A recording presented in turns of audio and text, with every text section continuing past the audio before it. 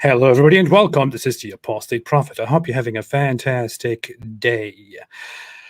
And I hope, what is that title again? 100% pure masculinity, super genius. Well, that was just up from last time when we were, do you remember? Oh, yes. Remember we were letting everyone know how super masculine we are? Oh, yes, because we have to let everyone know. Otherwise, nobody will respect us, and that is, of course, bad. Why's my head so much more giant than yours? I mean, I got controls here. I'm shrinking. Oh, I'm no longer top G. Normally, I look like a giant on these. Why is my... Okay, yeah. All right. Technical issues. I have to fix my head here. Okay, David, what's up? Yo, how's it going, man? Good. So did you catch that enlightening Candace Owens interview? Now I know it's all just everything's just been taken out of context. All those video clips where he says the exact opposite of everything he says today. It's all out of context, man. It's out of context. All out of context. Zuckerberg would say. I told people, you know, my opinion of Candace Owens. I don't think very highly of her. I think she's terrible at what she's doing. Is it because she's black or a woman?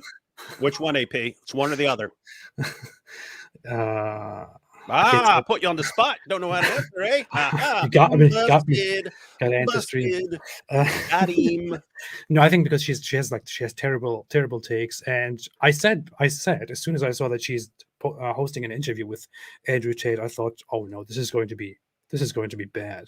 It's going to be worse than a Tucker Carlson thing. And people were like, no, she's good. She's actually very much against the whole degeneracy. She will push him. She will crush him. You will see. And I thought, yeah, I don't think so.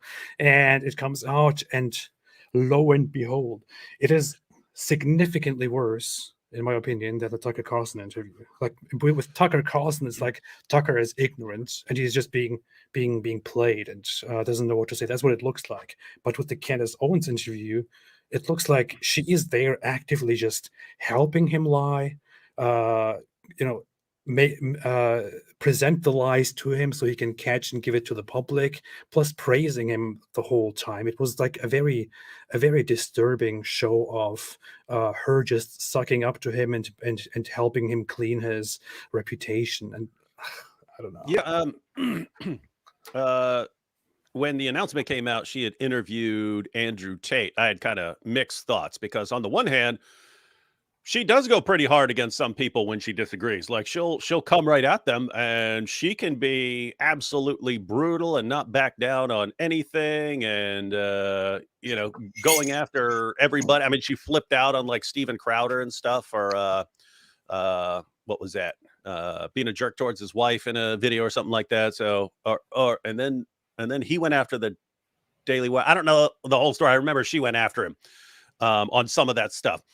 So yeah, it looks like she will just go after someone, even someone who's like on her side, kind of. So on the one hand, might make sense, but on the other hand, I'm thinking I don't think Tate's going to do an interview with anyone who's going to push back. He's going to try and shut it down and derail it instead of he's not going to sit there for 2.5 hours or something like that with someone who's going to be pushing back on his stories. And so it seems like the only way she's even getting an interview is if she's selling out for some views and so on. So yeah, I have no ill will towards most people, but yeah, the parts I watched were absolute garbage of that interview. And yes, it was I would say I would say it's worse than the Tucker. I didn't watch the entire Tucker interview either. The parts I watched were terrible as well. But yes, you're correct that someone who came after people went through his lies and then showed that everything he's saying about his charges and so on is a lie. So so there's that. It actually reminds me, it's like the difference between Tate's cam girls and Tate's current fans, in the sense that you can kind of have some degree of sympathy for Tate's cam girls because they didn't know any better. They don't know what Tate's bragging about in his private war room discussions. They see a guy who contacts them online and they think he's in love with them and they're in love with him and so on. So they fall for this. They don't know any better.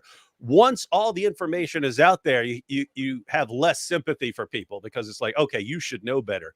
So with Tucker, on the one hand, it's like, there's no way he doesn't know this. We know he has researchers and everything going into everything. There's no way he doesn't know like what the charges are that anyone can find in 5 seconds by a quick Google search. So how do you not know this? But just assuming and giving Tucker the benefit of the doubt, and Tate just caught him off guard with all these claims. All right, the claims were exposed. Then Candace goes in there, and the parts I saw were basically, let me help you lie some more to popularize yourself and to get, the conservative fans off your case. Let me help you do that. That's what it looked like. Oh yeah. Hey, what's up? How you doing, guys? Good. Thank you. How are you? Yeah, not too bad. Yeah, what have I missed? We just started basically giving our brief comments on Candace Owens and how she handled the interview and how it was worse than the Tucker Carlson interview. Yeah, AP was just saying how his mind was changed after watching the Candace Owens interview. And he now you come around? Yeah, Tate is you're a a hashtag free Tate now. Yeah. Milk Bar TV, Nathan. For everyone who is not aware, it's the first time I'm actually talking to you, by the way. It is, yeah. It's funny. He has been on top of much of what has been going on with the whole Andrew Tate scandal. He is also the guy who published that viral video, which by now has over 10 million views, right? And where he compiled a lot of the stuff that Andrew Tate said before, and then the charges, and also contrasted that with stuff that Andrew Tate said in the interview to Tucker Carlson, and basically like proved to everyone that Andrew Tate lied, and that dropped like a nuke in the whole sphere of conservatives and people who support Andrew Tate. And a lot of people then woke up and started saying, "Hey, I think it was your video which prompted Ben Shapiro, Jordan Peterson, and many others to finally condemn Andrew Tate," right? Yeah, for some reason that was kind of just like this body blow that landed. Yeah. I don't know why it was. It was the timing with Tucker and everything. And I mean, like anyone who's been following him knows that footage is out there. Somehow I kind of just connected the dots and people hadn't seen it for some reason. Yeah. But I mean, I'm new to this. It's been about like 2 weeks since that video dropped. And I was never a Tate guy to begin with. But I knew about the kind of webcam thing, and I was sick of people just not really talking about it, or it kind of being out there in the public discourse. So yeah, that's why I made that video. And for some reason, I guess other people, it was a similar kind of thing where they either knew about it and hadn't seen it, or they didn't know about it. So, well, it's partly, a lot of it is just like there are all kinds of people who don't follow the story, and so they're just going with kind of what they hear. And if you haven't seen his previous videos, the old videos and stuff like that, and you just hear, "Oh, I'm being attacked by the Matrix because of my views supporting young men and stuff like that," you could buy into that because you look around and say, "Oh, there are these problems going around, so yeah, maybe this is actual good guy." Whereas the people who are watching it are going, "Wait, I've seen all this stuff in videos," but it's like you can go up and pull up an old video or something like that and try to use that. But it was kind of, you put it all together and made it so completely obvious. Here's what he said. Here's him saying the opposite. Here's what he said. Here's him saying the opposite, and so on. So it made it kind of indisputable. But we keep having this issue where we think, okay, we're done with this. This is over. He's been exposed. All done. Don't need to talk about it anymore. AP just said last week, all right, we're done with all this Tate stuff. We're done. He's been exposed. And then the moment we do, it's like what is it? Godfather 3. Yeah, they put it Just back when in. I thought I was out, I pull me back in. It's like, Yeah, You're right. At the end of the last week's stream, I said this should be the last stream about Andrew Tate for now, because people are waking up. It's done. The guy is going down, and I'm very happy. Let's get back to the regular stuff. And then Candace Owens comes with this idiotic interview. it's all out of context. Those clips are all out of context, guys. It's interesting. Go ahead. You wanted to say something? I mean, it's kind of interesting how much the conversation shifted even just in the 2 weeks, because it's gone from like Andrew Tate is this kind of, hero for masculinity. He's an overall a good influence, to, okay, maybe he's a bit morally degenerate, but he's not a criminal, and then that was kind of Candace's, all right, well, I've got to run cover for him. It's now shifting to he's a victim, he's like a gangster rapper that grew up in, in these kind of like poor, neighborhoods, and he had to do what he had to do. It's like 8 Mile, This is kind of like origin story, and and he's like Batman and like Genghis Khan and like Napoleon. I only watched like 20 minutes of the interview, and I'm like Napoleon. I'm like, it's like Genghis Khan. I'm like Batman. It's like you are a narcissist. You are a total narcissist, dude. Yeah, it was the whole thing is also she starts by once she gets into the whole issue of the case, the investigation against him, or the charges, she prefaces it with something like, people have complained that Tucker Carlson didn't push very much, so I want to ask some questions, and he then says push, and there you kind of get the impression, okay, she is actually going to do something about this. She is actually going to challenge him and going to question the things he says, but then no, she doesn't. She basically sets up the lies for him, and he goes with them. It's incredible. And she also says that she read the indictment and she knows the charges and what it's all about. And then he blatantly lies about how the charges don't include things from pre-2021. And she's like, oh yeah, okay. And, I mean, that's the very first thing you read in the indictment when you come to the charges on human trafficking. It starts from 2016 onward to up until 2022. It's like all kinds of stuff that he did is listed in there, and she claiming that she read the whole thing through just lets him get away with all of those lies. It was so painful to watch. And she only pulls him up on the OnlyFans thing. Yeah, and that only very briefly, right? And only just that one moment. But no, it's the same thing over and over again, where he tries to make it about TikTok, making TikTok videos. He tries to say that the case, is just around the 2021 mark, so anything before that has nothing to do with it, including, all the videos of him pretty much confessing to his, lover boy methodology. It was the same thing as Tucker, really, just with, a little bit of a give. But it really, that was the thing for me. It was, like my take, and maybe you guys had a similar one before I jumped on, but Tucker could have pleaded ignorance, because at least on camera, it appears that he doesn't know at all about the case. Maybe he did off camera, but on camera, it appears he doesn't know anything about the case. Yeah. Like you said, Candace says that she read the indictment, so she should know about the case, and apparently she's saying that she does, but like you said, she doesn't push him on it. She actually runs actively defense continually.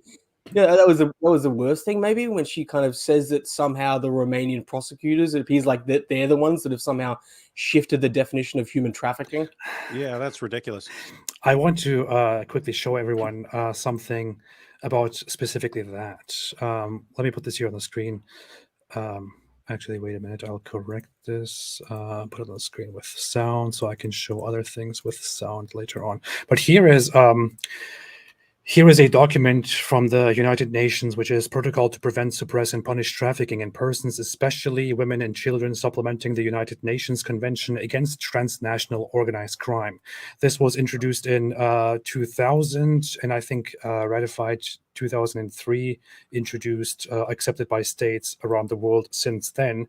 And here is the definition according to this document, which is specifically focused on human trafficking. It's also known as the Palermo Protocol.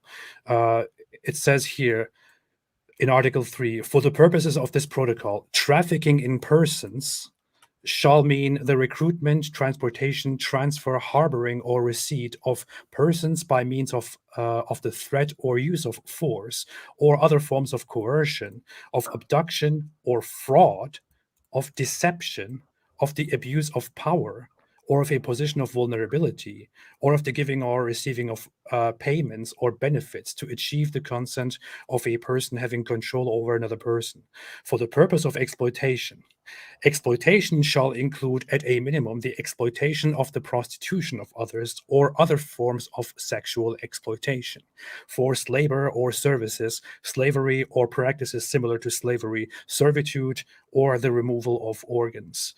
It also further says, this is actually very important to the case at hand, the consent of a victim of trafficking in persons to the intended exploitation set forth in subparagraph A of this article shall be irrelevant where any of the means set forth in subparagraph A have been used. So if this here is done, this is by definition, by international law, human trafficking.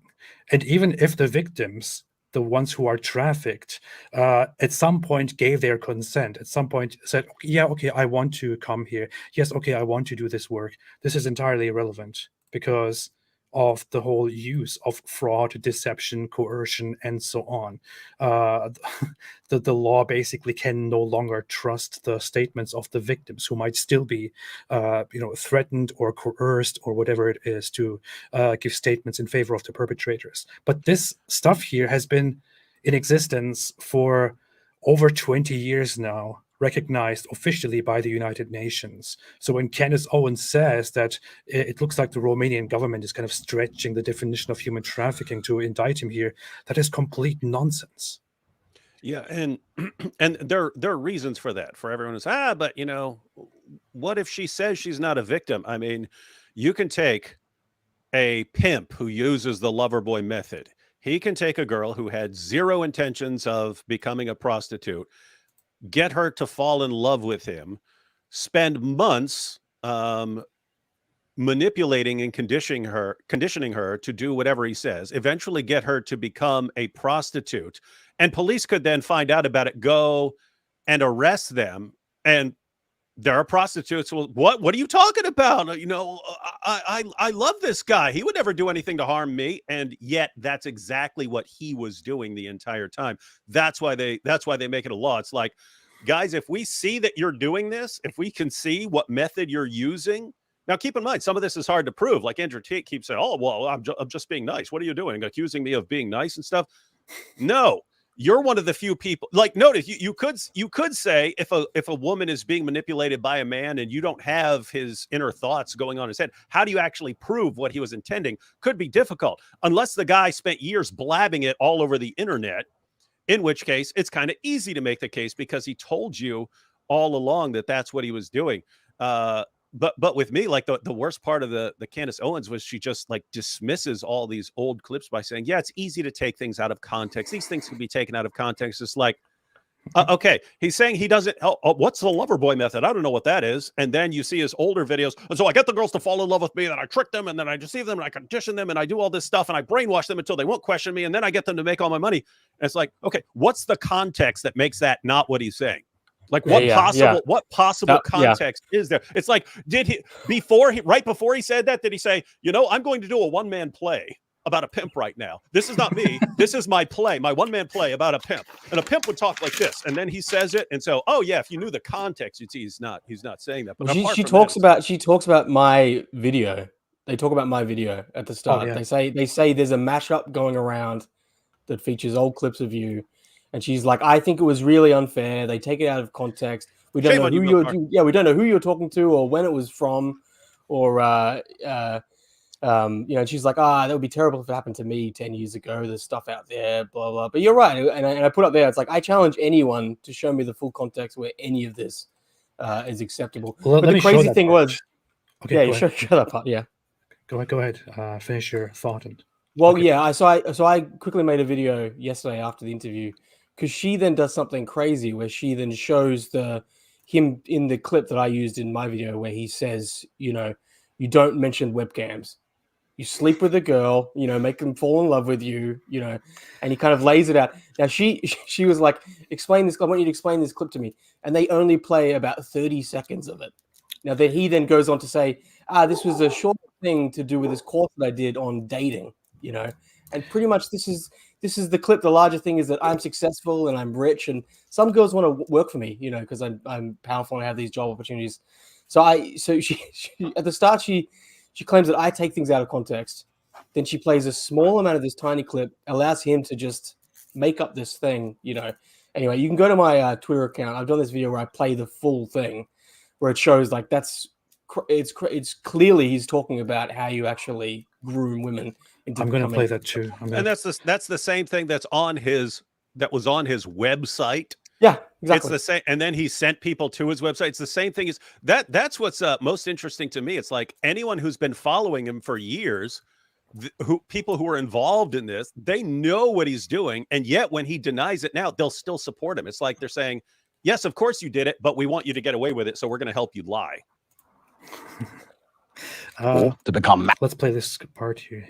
Massively influential, and then cry about the fact that you end up in constant battles. It doesn't matter if you're Napoleon or Charlemagne or Genghis Khan. There's always someone prodding the edges of your empire, trying to find weakness, see what a little bit of land they can take.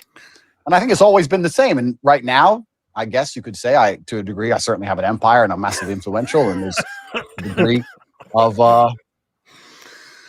jealousy, but there's certainly some ambitious people who are trying to damage it. The narcissism. So I did see a mashup clip that we're not going to show because I thought it was unfair. I will say that. Yeah. Only because there was no context provided to the clips. It was just an extract of something that you said that 10 years ago. Some of them were literally 10 years ago. Yep. Didn't know what year it was from, didn't know who you were talking to, didn't know what context it was. And I've been victimized online by something like that before, where somebody takes something abstract and says, well, this is what must be what she means, until they're provided the full context of the clip. Yeah. And I also take exception to, I think, digging back 10 years. I don't know who could survive that litmus test. I'm 34 years old today. Yeah. 10 years ago, today I speak to my audience. I talk about, they call me puritanical. I talk about, not drinking. Yeah. I think the biggest change has been becoming a mother. And it would really be unfair if we went and found Candace at 24 years old, liberal, dancing at One Oak, and said, well, look at these clips of Candace Owens. Fortunately, I mean, look at how this already starts. This is 3 minutes into the interview. It's also like basically, it's like her dancing at a club is the same as him being a pimp. Correct me if I'm wrong, Nathan, but none of the clips that are in that video are actually 10 years old. I don't think so. I don't think even the one that they play with the blue shirt one is. That's from 2020. That is 3 years ago. Yeah, and yeah, I know. not that it makes any difference. Like, he's talking about stuff that he did in the past, and that is proven. That he's still doing today, or that he still did last year. So not that it has any relevance, but the whole 10-year-old excuse is not even accurate. I mean, no, that's crazy. Yeah, that's the problem. I mean, that's what's really just awful, and as far as I'm concerned, like, massive stain on her entire career right here. Whatever she accomplishes here, she's going to have to come up with a way to make up for this, because this is. I mean, keep in mind, we're dealing with a guy who's accused of sex trafficking and rape and is going on trial for it. And she's basically providing him a defense in the public eye by saying, well, these things are a long time ago. Guess what? No, they're not. And 2, old clips can be taken out of context. Well, yes, things can be taken out of context. These things that Tate was saying were not taken out of context. So, but your average person who hasn't been following everything, and they just watch like a Tucker interview or a Candace Owens interview, they then now go out and say, come on, that's unfair to be holding things from 10 years ago against him, and it's unfair to take things out of context. They haven't examined it, but now they can just dismiss the claims against Tate because the context defense in 10 years ago. Guess what? If it was something that he did 10 years ago, and at some point after that, he totally had a change in his life and was not that same person, I would not be bringing it up. I would not be criticizing him for stuff he did, 10 years ago. The problem is, it wasn't 10 years ago. He was still doing it right up until last year when he was being investigated and so on. Then he suddenly transforms into something else. and he's lying about every single thing he says. That's the problem with the guy. And I mean, all she did was just, hey, let me help you lie so you can defend yourself from But all the charges also he doesn't even apologize for it. Yeah. So it's not even like this was from 10 years ago and I regret saying that. And you know what? I'm a different person now and I'm sorry. And, I'm sorry to the people I exploited and I'm sorry that I profited off you and I, didn't give you, what you deserved or kind of led you into this life of misery. He's still like, I'm not going to apologize for it. So he's not even remorseful. So somehow he's trying to have it every single way. I want to show here. So this is one of those clips, one of my favorites actually. There are some clips taken from this video here, which is 40 minutes long, in which he talks about his 2020. I know he talks about his PhD program. He talks about he says here that he still has some girls who I think work for him, and he teaches others also how to do this stuff. He explains the Loverboy method. So they say 10 years ago, right? So here you see this was a live stream. This was actually a live stream, which was live in January 2020. Now, is this 10 years ago? This is the question here. This is a difficult question, and I think this might be a little bit difficult to follow, right? But I want to quickly do something here to figure out if this is indeed 10 years ago. So currently the year, correct me guys if I'm wrong, it's 2023, right? Mm-hmm. True. Yeah. So 2023 minus 2020, because this is the year 2020. So we want to find out the difference here, right? So let's see. 3. Whoa. Wow. This is 3 years ago. The Matrix wants you to think that the answer is 3, but in reality, the answer is 11. So one of those streams which is very damning, in which he self-snitches and basically completely tells on himself and exposes to everyone that he's doing these horrible things, is from only 3 years ago, and it is a live stream. Unless, of course, my calculator is being manipulated by the Matrix. I mean, is Candace Owens so incompetent? Does she not know how to do her research? Does she not have a team, or is she dishonest? I don't know what's going on here. Yeah. She works for the Daily Wire. They have, don't they have like hundreds of people working for them? Yeah, I guess. Yeah, they have a huge team. Plenty of researchers. And here is one of the things. Wait a minute. You become so anti-immune to it. How else are you going to have it? How are you going to have the? It's tough. Really? And want to learn from you where they can find your stuff. There's a lot of different things on there. I teach about how to make money. I teach about everything from networking, body language, everything you can think of. But my PhD course on there as well teaches a lot about girls. It's basically 10 hours of me explaining everything I know from start to finish from my career as a webcam pimp, I guess. So did you hear that? I did hear that. This is the same one where it's pretty much at the start where he talks about I mean you can play it. So like you said, 2020, right? So it was 10 years ago that he did all of this terrible stuff, and remember he says that I got out of the webcam business 10 years ago. Yes. So I think you can maybe you can find it's early on where he's kind of talking about his origin story, Andrew Tate, where he kind of got on social media with Trump, and that's how he kind of started to get famous. Started this whole webcam thing because I didn't even know it existed. I thought, pretty girls can sit on computers and make money. And that's kind of how it started. Went from there and ended up having a bit of a cam empire. At one point, I was doing $500,000 a month profit. Like Napoleon. So, yeah, it got big. Oh, Charlemagne. And that was it, really. I never really was. But not worth $500,000 a month. You're saying the headache was too big for $500,000 a month. The thing is this. You must have hated it. So here he I think it's before that, but the guy pretty much says, "Are you still doing that?" And he says that I've got 3 girls working for me now. It's right there. It's right there. Okay. That's still in 2020. I have 3 girls who still work for me. In 2020? In 2020, yep. Before I had a very, very large company, at some points over 40, 50 girls working for me at a time. So Listen to this, guys. This is from 2020, only 3 years ago. Here he talks about being a webcam pimp, about his pimping hose degree and starting a business and putting girls in front of a camera and making money off of them. And he is saying here very clearly that he still has 3 girls working for him. At one point, he had a lot. Then he reduced it. He relocated due to COVID and this and that. Some things happened. He explains later in the. He says it in another. He says in an interview where he says that he got too big. You know, he had like 75 women. At one point, and he says that I had to consolidate it, and he called it like a special forces. Yeah, that's his women, his hoes. But pay attention to this. He very clearly says here in this video that he still has 3 girls working for him, and this is only 3 years ago. But to Candace Owens, and Candace Owens also because of him, they tell us that that this whole stuff was over 10 years ago. 10 years ago, over 10 years ago, nothing to do with anything at all. I mean, the proof is directly here. This is very clearly directly in front of your eyes. This is very clear proof that he lied. That they both lied. Notice the appropriate thing to do if you're Candace Owens. So suppose somehow you watched the Milk Bar video and you're like, oh, maybe this stuff's taken out of context. And suppose you go out to interview Tate and you're on the assumption that he's going to clarify things and not lie to you. And then he tells you all the webcam stuff was done. It was completely done 10 years ago. That's what he said. And then you see this clip from 2020.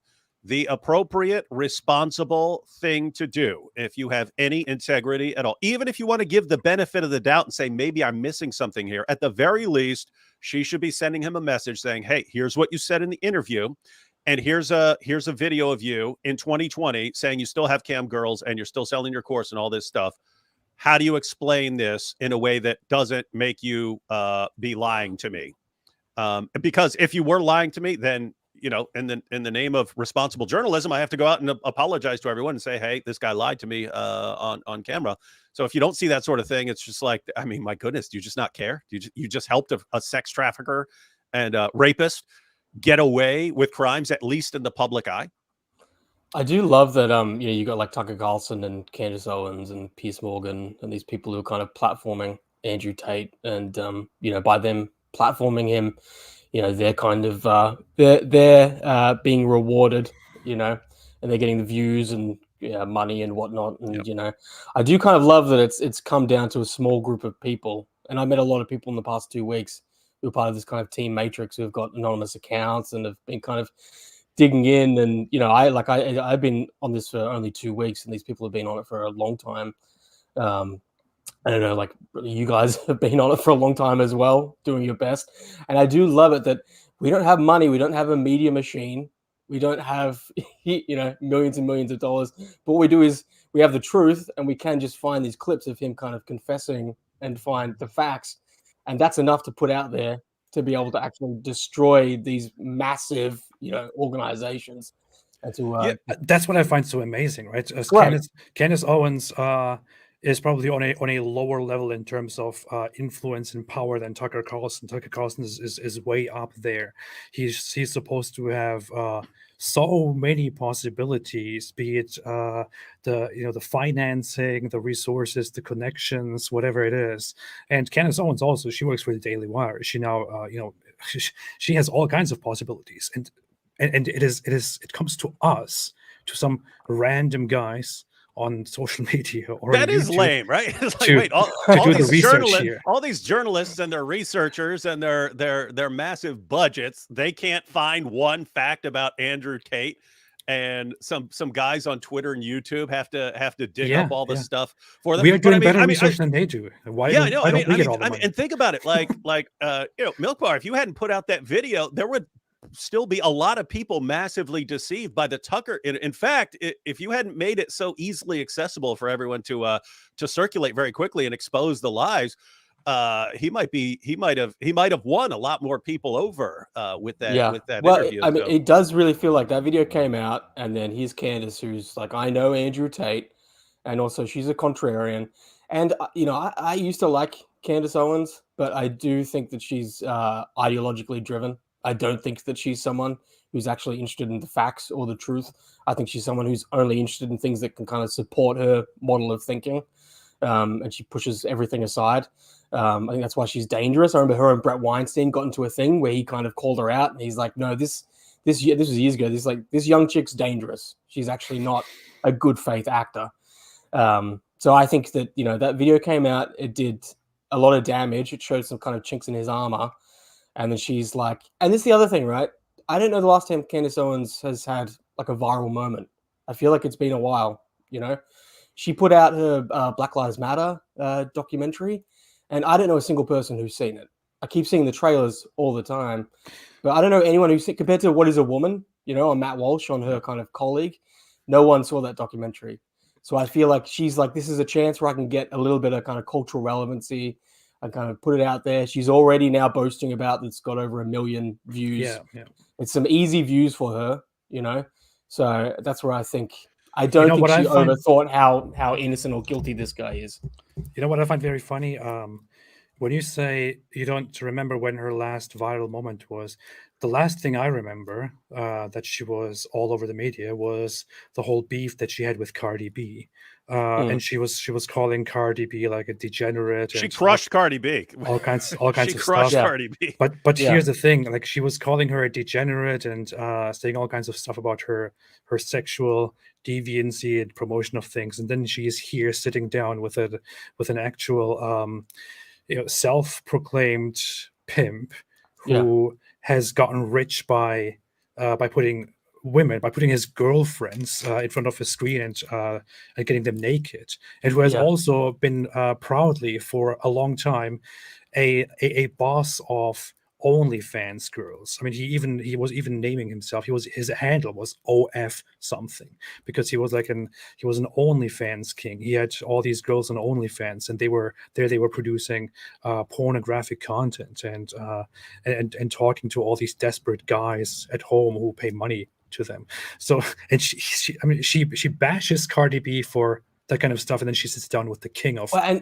Yeah, and actually she also, because I remember someone pointed out that she went hard after Steven Crowder after that video leaked of him with his wife, him kind of berating her, and that wasn't a very good clip. He seems like a kind of nasty guy, and he was possibly emotionally abusive. But if you want to kind of compare Steven Crowder in that clip from what I saw to Andrew Tate, what he's openly confessing to and being charged with in a criminal court, I'm going to say that Andrew Tate's probably a little bit worse than Steven Crowder. I would say a lot worse. And we actually did a live stream, and we went through the stuff, and we pointed out problems where we saw them. But yeah, imagine if Steven Crowder had been putting himself out there in his videos as like this, conservative champion of morality and so on. And then you find out behind the scenes, he's teaching courses on how to manipulate girls into falling in love with you. And then he's got a porn empire behind the scenes. I'm guessing that would be pretty bad, but for some reason Tate gets a free pass, according to Tucker and Candace. The porn thing's wild, right? Because he's come out as this kind of anti-porn guy. Where if you consume porn, that's that you're weak, and I'm a big fan of porn, But the idea that this guy who not only built his empire off it, from exploiting women, but also from scamming men as well, which he's openly done. I don't think that footage is being circulated enough, where he brags about how he took everything from some of his customers and how he convinced them, these women are going to meet you, send enough money, we'll go get them a visa. And he's like, I took a photo with them at the front of the visa embassy. And then I'd say, the visa hasn't come through, you need to send more money. And you just keep scamming them. Also, meanwhile, remember, he openly admits he's the one that's typing, because women don't know how to scam men. So he's like, I'm the one that had to then scam them and be on the keyboards talking to them. So he does that. And it's like, all right, fine. That was 10 years ago. But he also teaches a course on how to do that. So he's also teaching, potentially like a generation of men. This is also how you can do this and emulate me. So it's like he's dipped in 3 times on the porn thing. Here's Tristan Tate. Look at this very quickly. Here's Tristan Tate saying, no mercy. A customer in Germany has just taken out a 12,000 euro loan to continue to spend time with a webcam model of mine. He's recently lost his job. He's convinced they will end up together. Spoiler alert, they won't. In this world, there are predators and prey. Be ruthless. Wow, 2020.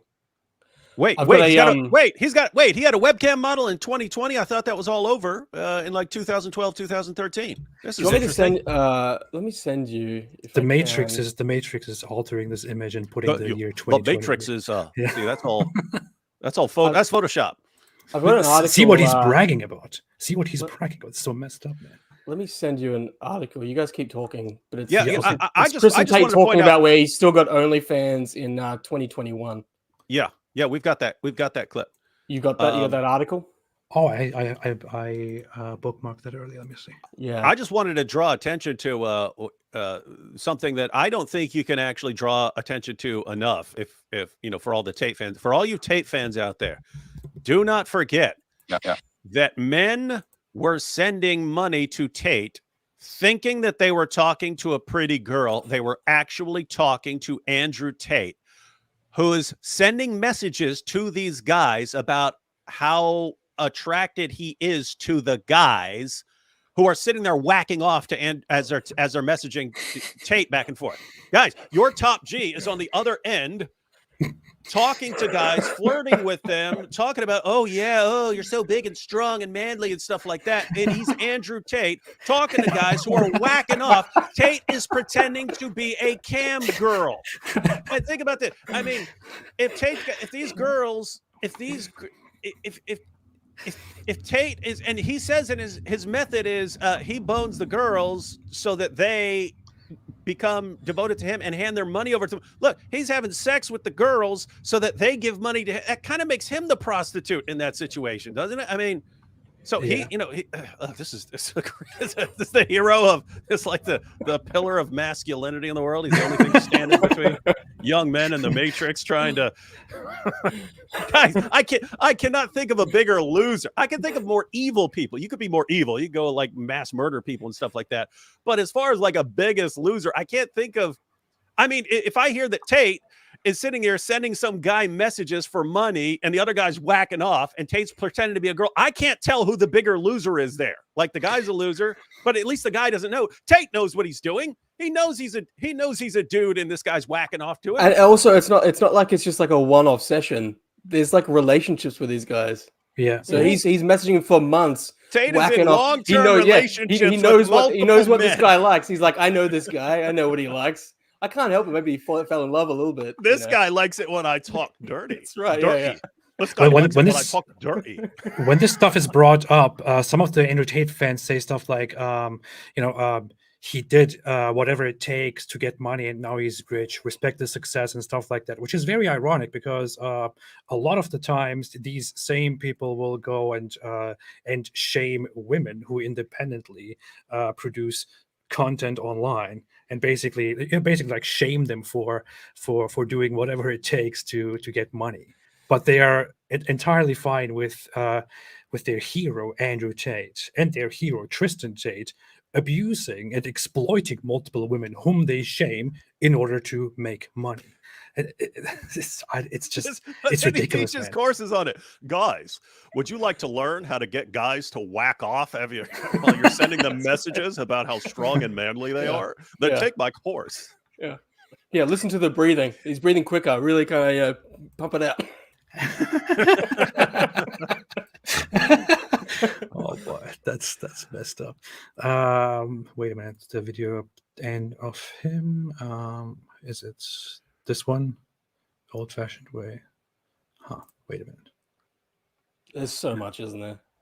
Yeah, it's incredible how much evidence there is out there of them just snitching on themselves. And that is the thing, right?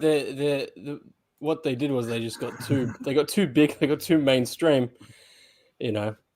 Wait, are you looking for the Tristan video where he says that the webcam thing was still going on in 2021? Yeah, but I think it is included here as well. Here, so it's the one where he's got the black eye. It is the one where he's got the only black eye. because there was no context provided to the clips. It was just an extract of something that you said that 10 years ago. Some of them were literally 10 years ago. didn't know what year it was from, didn't know who you were talking to, didn't know what context it was. And I've been victimized online by something like that before, where somebody takes something abstract and says, well, this is what must be what she means, until they're provided the full context of the clip. Yeah. And what do you work on these days? And we're a bunch of people are asking questions. We'll get into those shortly, but what's going on with the cars, the girls, the agencies, all that stuff, like the cam business? So I got into the cam business. It's still going because my most loyal girls will never leave me. That's why it's going. Did you catch that? This is from November 26, 2021. A little over a year and a half ago. Yeah. And he's saying that his cam girl business is still ongoing. Huh. Very strange. Strange. It's like there's no connection at all between what they say 2 years ago and what they say now. It's almost like they're lying. Huh. By the way, this guy, John Anthony, I think he turned around and is now severely against the Andrew Tate and Tristan Tate. He was one of those people who actually supported him and who promoted him and highlighted him. But he turned around, especially after the recent revelations of those texts where Andrew Tate brags about how he's manipulating this girl and making her stay forever and never go back to her family. He started making videos condemning them. Did he explain how he got that black eye? Because I mean, if he doesn't, I'm gonna assume that like some guy was in love with him and found out he's a dude and not a cam girl. That's a good theory. So I have these girls on these various webcam websites who will never, ever, ever leave. I have these girls. Money, or that I want to do it. It's just that I know these girls aren't going anywhere. If I managed to bully them out of Romania and kick them out of the country, they'd be half-assing it, making far less money by themselves. I may as well keep the business together if you're going to make it that easy for me. Thought it was over. My main thing when it comes to girls right now and money is my OnlyFans management agency. So with OnlyFans management, it's so much easier. Wasn't the OnlyFans from 10 years ago? No, they're just making TikTok videos. Yeah, just taking money from TikTok videos. That's what they're doing. He accidentally said OnlyFans. It's just TikTok. Did I say OnlyFans? I bet TikTok. All these various houses. You have to scream at them every day, make them log in, make them be ready at a certain time.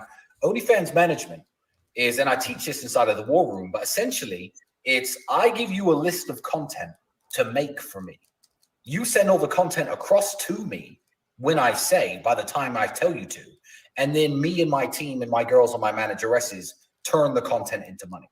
So I don't have to come face to face with the girl. I don't have to scream at her. I don't have to fuck her if I don't want to fuck her. I don't have to manage her as much. As long as because I'm so good at what I do. If the girls don't make the content, I'll say, listen, if your content's late again, you're fucking fired. I'm deleting your accounts. How are they making money? How are the girls making money? How'd they say they were making money? I'm trying to think, because I know it can't be OnlyFans. If the girls don't make the content, I'll say, listen, if your content's late again, you're fucking fired. I'm deleting your accounts. They shit themselves.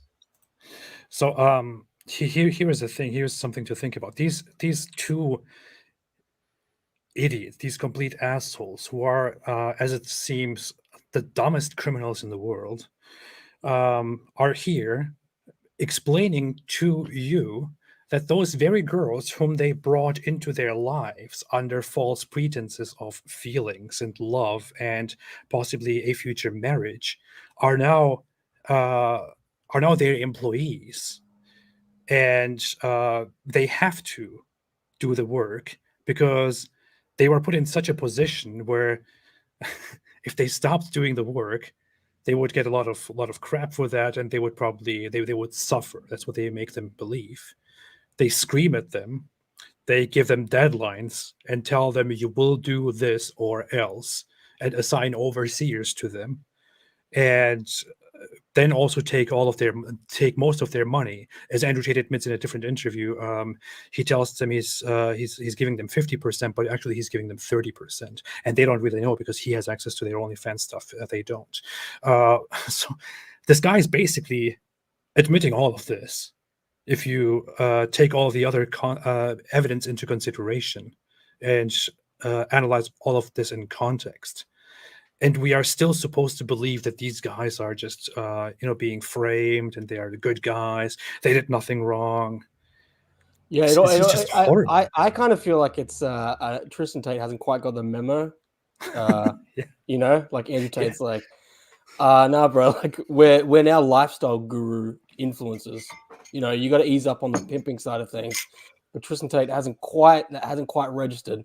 You know, so he's still going on every podcast he can and just boasting about, you know, that he's got more women than anyone else into the adult entertainment industry, and you know, that he can turn any kind of woman into a hoe. You know, this thing of just like, is Tristan a threat to the Matrix as well, or is it just Probably. Andrew? You know, I'm Probably. not quite sure. I haven't seen a lot of Tristan's earth-shattering revelations that makes him a threat to the globalist agenda.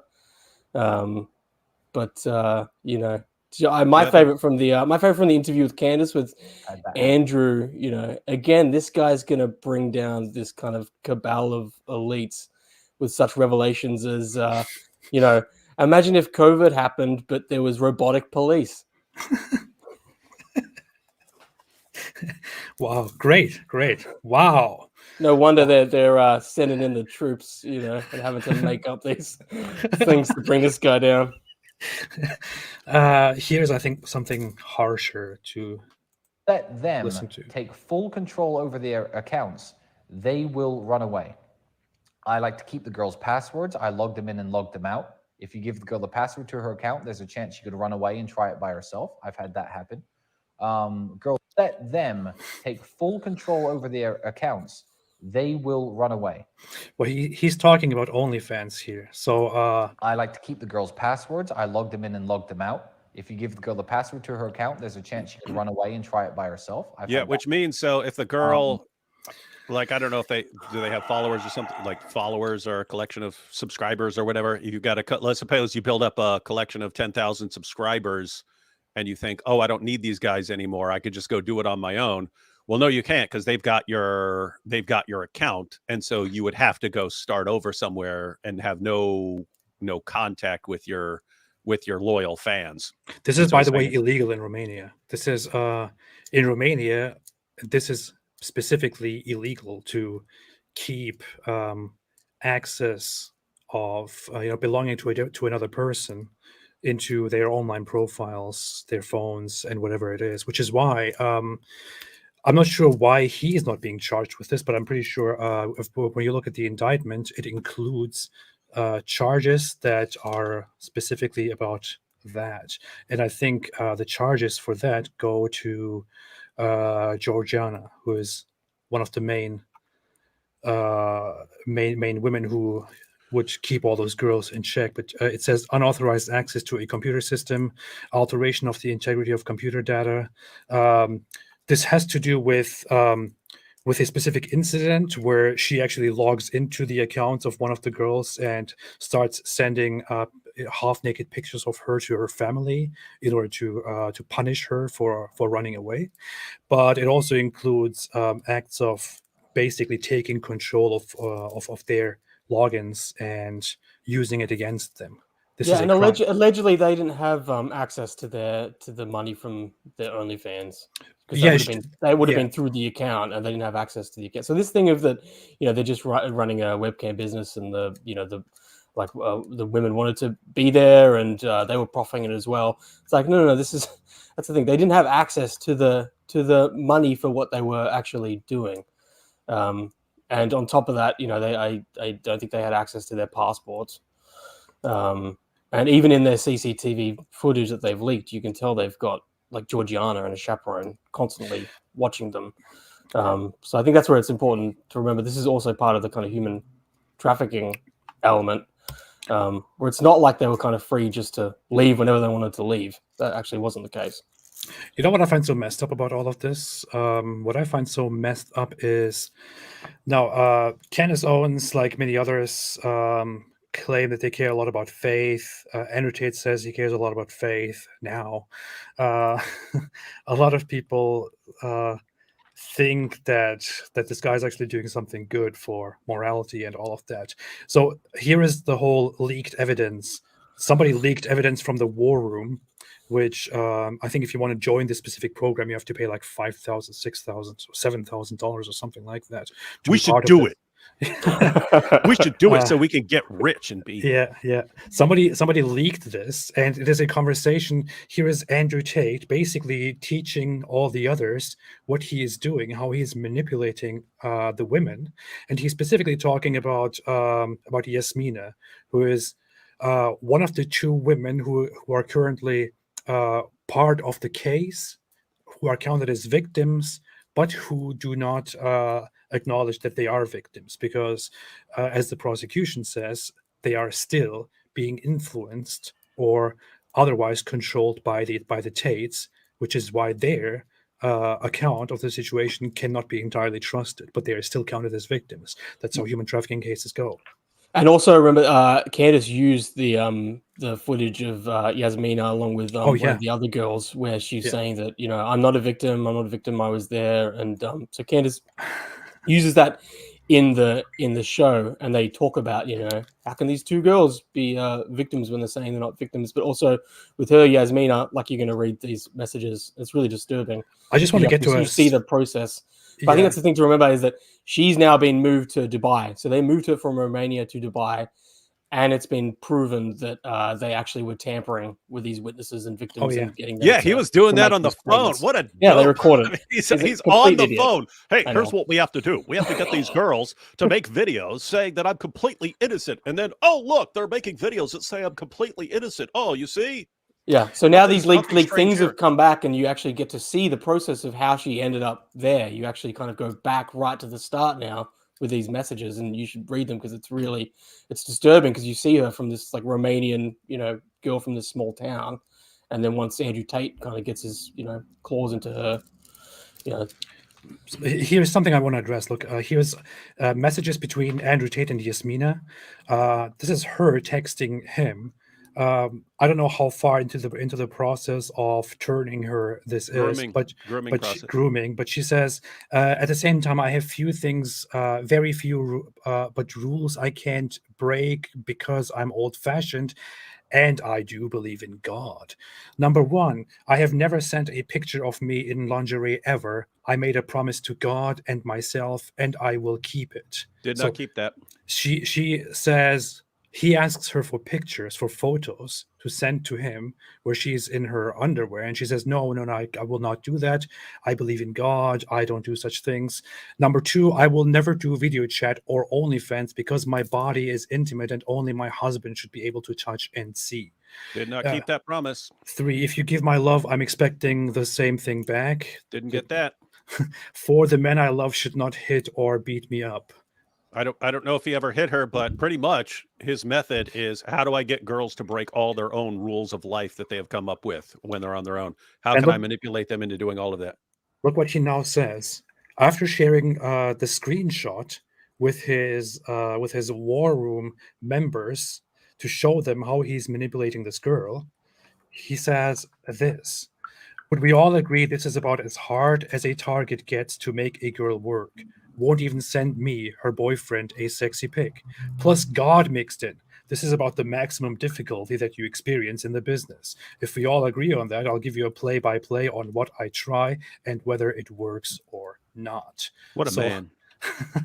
He says it may not work, but it's definitely a maximum difficulty. The God conviction stuff is hard to get over with religious girls. So a lot of people say, "Oh, these girls, they were in it for the whole thing anyway. They were probably, non-traditional. They were whores. They wanted to do all this stuff." And here, Andrew Tate himself shows evidence to his members that this girl whom he is grooming says she believes in God, she's religious, she doesn't do any of these things, and he is telling them that he is going to change her. He is going to break that. And that's the point of the lover boy method. The girl is not doing cam work or prostitution or any of the scenarios where a man would use the lover boy method. She's not doing it because she wants to do porn or because she wants to be a prostitute. She's doing it because she's in love with a guy, and he uses that to condition her over time to do whatever he says. And I'll tell you right now, as far as him still controlling her, if you successfully use this method to manipulate and condition a girl, especially if you get her young, which is why he says he prefers getting the girls young and so on. If you do that, you actually wire them so that everything becomes a test of your loyalty to him. Everything is a test of your loyalty. And I guarantee you right now, Jasmina is thinking of this whole court case as another opportunity for her to prove her loyalty to him so that he'll recognize that she's the one who's most loyal to him. So now he'll want to be with her forever. And that's what's going on. I'm hoping that now that Andrew Tate, there's been, he's copping some heat. People are kind of disowning him, taking a step back.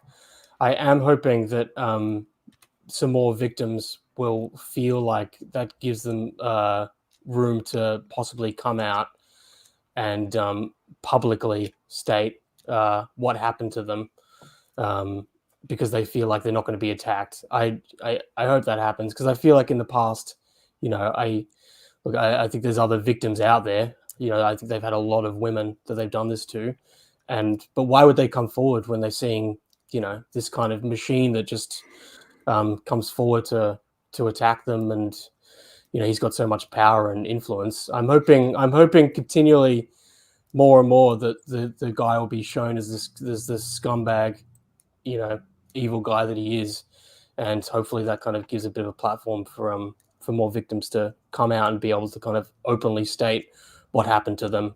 And he can't keep using this defensive. There's no one from my past. Everyone's been contacted, because it's utter BS. And we know that he's done intimidation before, and that he doxes people, and so I hope there's some room, and I hope that that they'll be able to kind of feel safe and somehow feel protected. I've got to head off, guys, but okay. Great work. And yeah, you keep reading this because it gets so disturbing, where he literally talks about how he isolates her from her town and from her family, and then how she's got nothing, no money, and all they do is just feed her. And it lays out the whole process. It's really damning.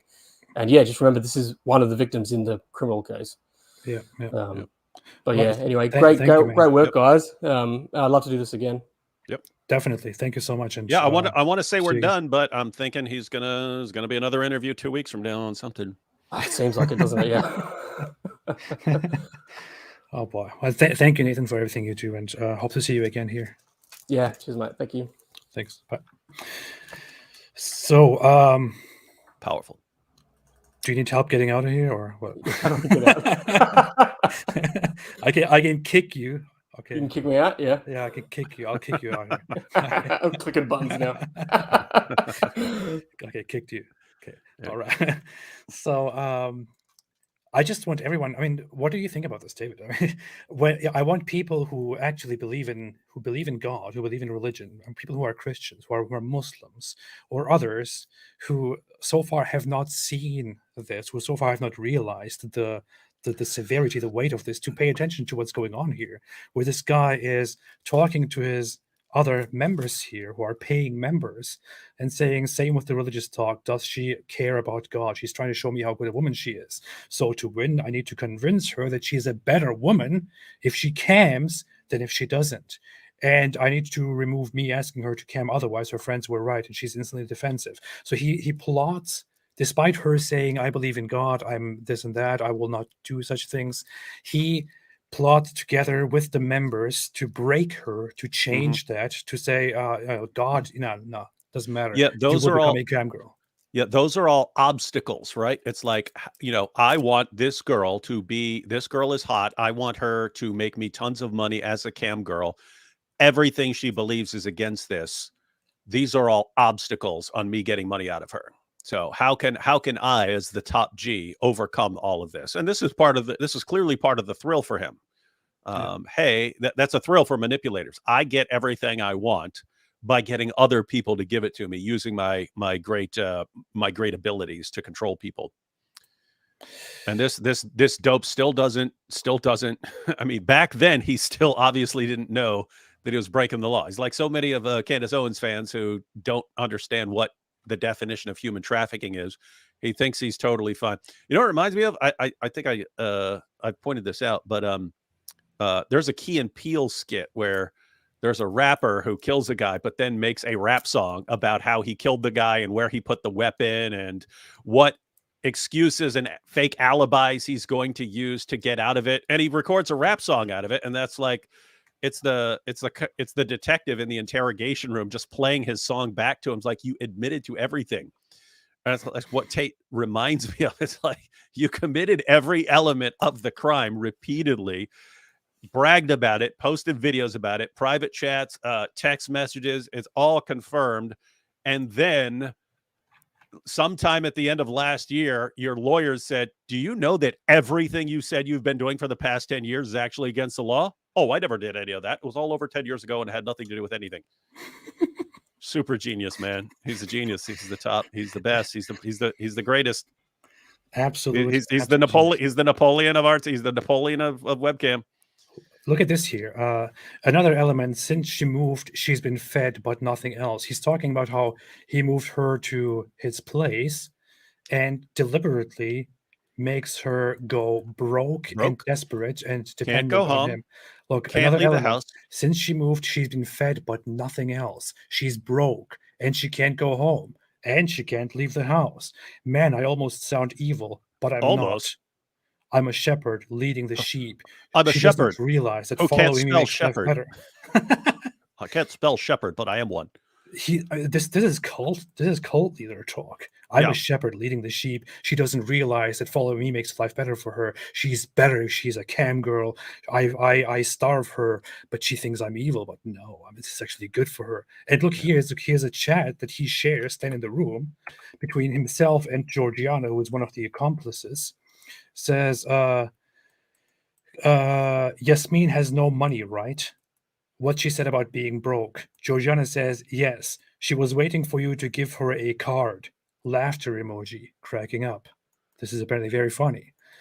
Andrew says, I'm sure she was. She's mentioned having no cash, yes? Georgiana says, she hasn't said it straight, but she was asking for cigarettes. Look, so she doesn't have money and can't even get access to cigarettes. Yeah. And that's the idea. Keep her in that situation. She can't go home. She can't afford a plane ticket. He got her to burn all bridges. And the only way to get anything is webcam now. And look at this here. Next step. So I know she's broke, and I know what I believe the objections to be. My plan is to use Georgiana as bottom bitch and convince her I don't give a shit if she cams, but the only way she will ever have serious money is if she does.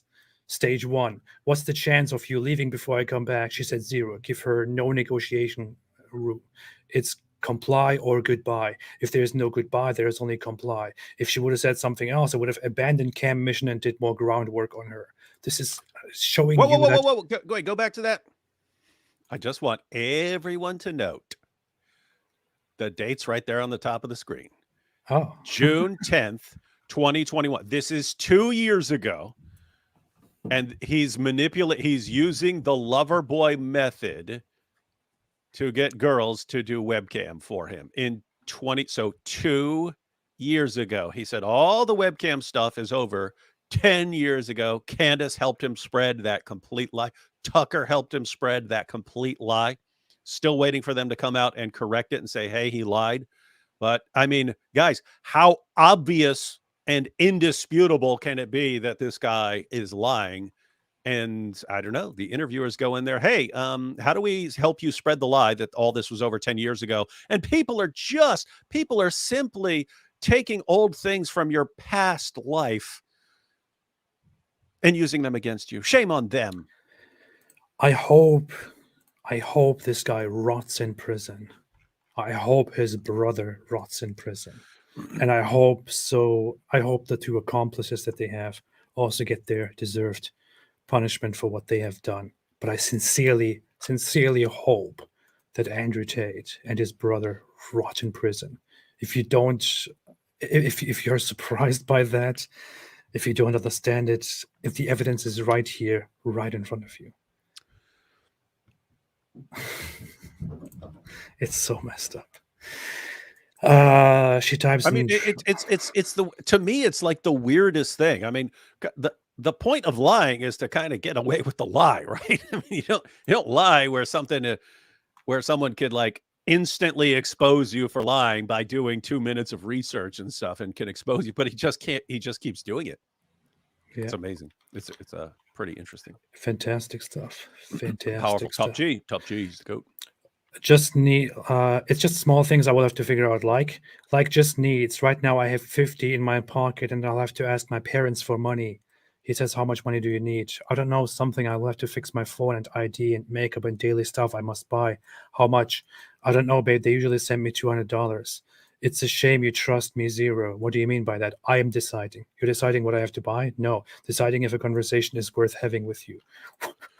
That's, by the way, that is classic textbook intermittent reinforcement. You don't know what's going to send a guy in a rage. You don't know what's going to make him abandon you. You don't know what makes him happy and makes him reward you. You just don't know, and it produces addictive behavior. And that's what we see here. Here he is telling her, I'm rich. I don't need your money. I don't need girls to work for me. I have plenty of my own money. Notice he's just saying this stuff to set her up and to give her the impression that he's not in need of doing this stuff. But if you ever want more than I give you, talk to Georgiana. OnlyFans is her business, not mine. So here is what he just said earlier. He's acting like he doesn't want her to do OnlyFans. He doesn't want her to do cam business. He's rich. He doesn't care about any of this. He can take care of her. But Georgiana, she is in control of all the OnlyFans stuff. So if you really want to make your money, go and talk to her. He's acting like this is just his personal opinion, just his idea that he brings up to her. But all along, this is the plan of manipulating her and sending her into the arms of Georgiana, who is not in charge of the OnlyFans business, but rather who is just his helper, his accomplice in manipulating, setting up these girls and turning them into workers under these circumstances. And this is 2 years ago. Wait. What's that? Oh, those are times? Yeah. So this is 2 years ago still. Yeah. I'm going to take care of your business because I don't want you thinking I moved you to Bucharest for OnlyFans or cam. He's telling her that he doesn't want her to think that even though that's exactly what he did. Yeah. I don't want you to think I did exactly what I did. Yeah. Directly addressed her concern about friends, told her to cam, but told her I don't care if she does or not. Went back to the old sex club lie to tie any job but cam to a negative. Told her cam is the best job she can do. And at the end, go back. Went back to the old sex club lie. I will get tie back to that. Any job but cam to a negative. So any other job you discredit it, except that, and only leave open the cam job apparently as a positive. Oh, I want to quickly go back here because I skipped the beginnings because I wanted to get to a specific part about religion. But he mentions here went back to the old sex club lie. What this is in reference to is earlier in this whole conversation, he manipulates her by telling her that friends told him that she used to work at a sex club, and she's like, no, I never did that. And he's like, and he admits that he's just making this up to manipulate her, to set her up. I'll get back to that just in a minute. And at the end, told her not to cam because I'll give her money, allowing me to instantly bail if she reacts crazy. If she reacts crazy, I can say, "What the fuck, idiot? I take care of you. Didn't I tell you I take care of you?" So, here, by the way, look at this. This is a photo of her. Taking a photo of her broken phone with him and her on the background kissing. This is a tattoo which she still has on her new videos. It's clearly authentic. And I want to quickly go back to the beginnings here to show what that whole sex club lie is about. You want to say something, David? No, that's Yeah. So in the context of that, as far as him manipulating her, he says tie everything to a negative. So there, he's talking about like associating in her mind any other option with something negative. So anytime she thinks about doing something that is against what he wants, he does something to reinforce that as a terrible option in her head until the only psychologically appropriate thing for her is obeying him and doing cam work. This is like evil manipulator mastermind stuff all going on constantly with him. And he's basically in this chat with his paying members, he's bouncing back and forth ideas, telling them what he's doing because he's the master of this stuff, which is why they are paying him to be part of this club. He's the master. He knows exactly how to do it. But occasionally he takes ideas from them and also gives them his opinion on how to do this stuff. This is sickening, man. It is absolutely sickening. There's Omar here. Where's that whole part about sex club? And that's the crazy part is, again, it's not just him doing this. It's him getting a bunch of guys together and training them how to do it as well. Mm-hmm, mm-hmm. Here's how you do it. Here's how you take a girl who just wants to get married and have a family, and here's how you turn her into a pornographer. Here he's basically posting videos and photos of them, including doing some sexual stuff and showing these are the girls. I do this and that to them, and they then comment on them, call them bitches and stuff like that. Does this look like he cares a lot about those women? Yeah, he does. He's just being nice to them. That's what he's charged with. He's charged with being nice to girls who have the TikTok app on their phones, and that's all that the case is against him. Oh, here we go. Here it starts with Yasmina. Look, update on the two girls living together. So they became good friends and everything was stable. The girl who moved lost her support networks at home, cemented her move, talking about staying forever, can't wait for me to come back, etc., etc. So had to tighten the screw. So I said somebody in her old town told me she worked in a sex club. I literally totally made this up from the sky. Do you see that? Do you hear that? Mm-hmm. Started calling her a liar and threatening to kick her out. Let's quickly look at that. He says, you worked in a sex club. She's like, I did not work in a sex club. I'm not lying. Where did you get this out from? So you try to believe them? And then he doesn't respond. She obsessively texts because she's in love with him. I told you the truth. These people, they want me no good. I don't know who you have talked to, but it's a lie. I've only slept with 4 men in my life, and you were one of them. I've never lied to you. You said it yourself that people will try to destroy us and break us apart. I've heard things too, but I choose to believe you and not them. Andrew, answer me please and tell me this is a joke, because I really don't want to believe that you mean what you're saying. Look how smart he is for not responding, letting her like giving her the cold shoulder, like, oh, I thought you were a good girl. But now I find out that you worked in a sex club, which he tells his guys behind the scenes. Yeah, I just totally made that up to put her in this massive defensive mode. He's deliberately not responding to make her suffer more. Please tell me this is a joke, she says. I'm freaking crying alone in a room, and you think I'm not serious? Got her crying based on a false accusation that he made up. I'm tired of this so-called friends acting like friends and ruining my chances to be happy, and it hurts that you believe that. Where am I now, Andrew? Here. Why? Because I'm serious. I've left everything and everyone behind. For who? For you. And while she's crying because she's in love with him and she thinks that he is a genuine guy who just wants to establish a wonderful relationship together, he is having fun and telling the guys in the war room about this. Started calling her a liar and threatening to kick her out, but the real goal is for her to agree to never go anywhere without me, not even her hometown. I need her working, not visiting friends back in her hometown. So putting nails in that coffin, saying my people there are talking bad about her. Mm-hmm. So look at the point of all this. It's hey, guys are saying you worked in a sex club. People are saying you worked in a sex club. What? I never did that, but she thinks that he knows he just made it up, but she thinks that he is suspicious of her doing stuff like that. And therefore, in order to avoid that accusation, again, which he just made up, in order to avoid that in the future, he says, well, you can't ever do anything without me.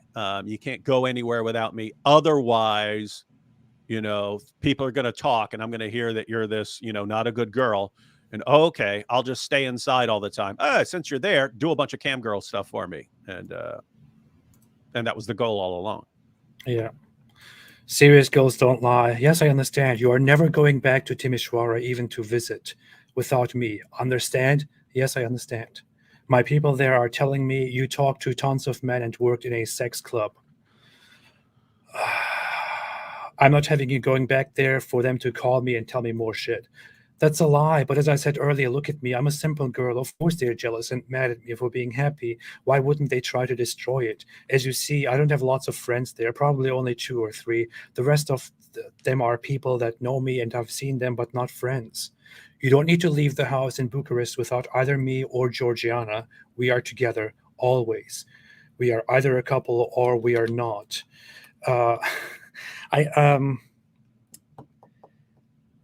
Wait a minute, I wanted to say something about this quickly. Serious girls don't lie. They're telling me about a sex club. Yeah, so here's the thing. She is obviously madly in love with this guy. She thinks he is everything she needs. He manipulates her by saying, I'm a rich guy. I will take care of you. You will never have to worry about anything anymore. And I love you so much because you are a perfect woman. You are exactly what I want to see in a woman. And for us to be perfectly happy together, you have to listen to me. You have to do what I say because I know what's best for us. You don't. And you could now sit down and say, oh, she's being stupid. You could sit down and say she's stupid. She's trusting this guy. She's taking very risky steps. Maybe she's just seduced by his wealth and his ability to take care of her for her entire life. So, you know, you could say all of these things, but is that really? Should you be counted guilty? Is it a crime to be stupid? Is it a crime to look out for your safety? Is it a crime to fall in love? Is it a crime to trust some guy who claims to be a master manipulator? Is that really reason enough for some guy to go and make her suffer and mentally torture her and turn her into a sex worker for his own pleasure and his own benefit? This definitely doesn't work in court. By the way, here again, look at what a dope this guy is. I mean, if they didn't have his screenshots of all this, that he takes screenshots of all of his conversations with these girls, and he's posting them in the war room. And now he's denying that this stuff happened. Like, what a dope, right? I mean, he's got to go into court and face all of this. I mean, guys, show me anyone in history who self-snitched anywhere near this. I mean, show me anyone in history who self-snitched like 20% of what Tate has. I mean, this is amazing. This is the king of all self-snitches of all time. Ari Wasserman, what is going on? I appreciate it very much, Ari Wasserman, who said they're just minor charges. But Ari Wasserman has been carrying this whole live stream this whole time, and so far donated in super chats an amount near over $300, I think, so far. So I appreciate that very much, very, very much. You keep this going. You are carrying. They're just minor charges. We've said before, because this is again the point, and Candace Owens is confused by this apparently, and lots of people are confused by what? No cages? There weren't any cages. It's not necessarily good behavior, but this isn't sex trafficking. We said it before. Yes, this isn't the worst form of sex trafficking. This isn't as bad as, you know, kidnapping a 5-year-old girl, putting her in a cage, and, you know, taking her, you know, to some country and doing all this stuff with her and stuff like this. But this is sex trafficking, and Yeah, that's why Ari is joking about these being minor charges. Guys, this is, I think your boy Tate's in trouble here, guys. I think your boy Tate is in quite a bit of trouble here, especially if his defense is, no, that was all over 10 years ago, even though you have a mountain of evidence that all this is still going on up until last year. Diana said she's from Romania. She said, your pronunciation of Timișoara is perfect, AP. Thank you. I wasn't sure. I familiarized myself with it when I went to Romania once, because I have this nerdy, dumb attitude of trying to... You ain't never learn been to everything. Romania, man. Come on. And- You're trying to hear about your fantasies here. But I was in Romania. I went to Bucharest. That's also where I learned about the whole communist history. AP, some people told me that you're lying about going to Romania. I can't trust anything you say anymore. No, they're trying to destroy us. They don't want me to be happy. Okay, no more going outside of your house ever, or people might accuse you of lying. This is very messed up thing to joke about, but yeah. But thank you, Diana. Is it right? Is it Timișoara? Timișoara? I don't know if that's if you say this is accurate, but yeah, thank you. Ari, thank you so much, man. Ari, thank you so much. Okay, you're never going back to Timișoara even to visit without me. Understand? Yes, I understand. My people there are telling me you talk to tons of men. Did I just read this one? Okay, yeah, I did. I did. So again, as said, some people might say that she's stupid, she's naive, and whatever it is, but that's not a crime. And by the way, that's the point. That's the entire basis of the lover boy method. Yes. That when someone is in love, you're not in love with her, but if you get her to be in love with you, that changes how the entire brain is working. And now you're trying to impress this guy so that you get the marriage and family with the guy that you want. He uses your desire to please him and be loyal to. He uses that against you to condition you into being what he wants, which is not you being his wife and family. My wife's boyfriend said, "Isn't Tate also guilty of grape?" Yes, that's right. He's being charged with grape in continuous form, meaning he didn't just do it once; he continuously did it, which is a more severe charge. By the way, there's something that needs to be addressed about that.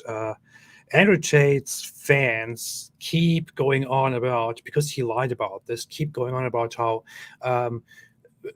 many of the charges were actually dropped. 5 of the 6 charges were dropped. What actually happened is that the prosecution, what they did is to consolidate the charges and turn the lesser charges of human trafficking into a major charge of human trafficking in continuous form, which is ongoing. It has been ongoing for a long time. I think 2 or 3 counts of it or something like that. And the rape charge as well, in continuous form, 2 counts, I think, something like that. But that's a lie. No charges have been dropped. The charges have been consolidated, and the human trafficking charge together with the rape charge have been turned into more serious charges. And some charges have been separated for a separate investigation, which the prosecution is still investigating. Most likely, as they said, more charges will be brought forth. Among them is trafficking minors. And once that comes, I don't know if I want to say that I hope they actually charge him with that, but because I don't want to hope that it actually happened, but it looks like it did happen. Yeah, according to him, it happened. Yeah, according to him, it happened. Once they charge him with trafficking of minors, then I really want to see the faces of all of these people who have mindlessly supported him so far. Yeah, his what's that guy? Suleiman. What's his last name? Suleiman what? Suleiman Ahmed. Yeah, that guy probably be like, but the girl was 15, so that's an old lady by our standards. So how could that be a minor? Oh boy. Yeah, it's only a minor if she's less than 4 or 5. Top G. She was already fine and under control, but pushing for more. Anyway, so here you have these some people like Abba and Preach, major YouTube channel. They covered all of this stuff very they did well. They did a good job in their videos.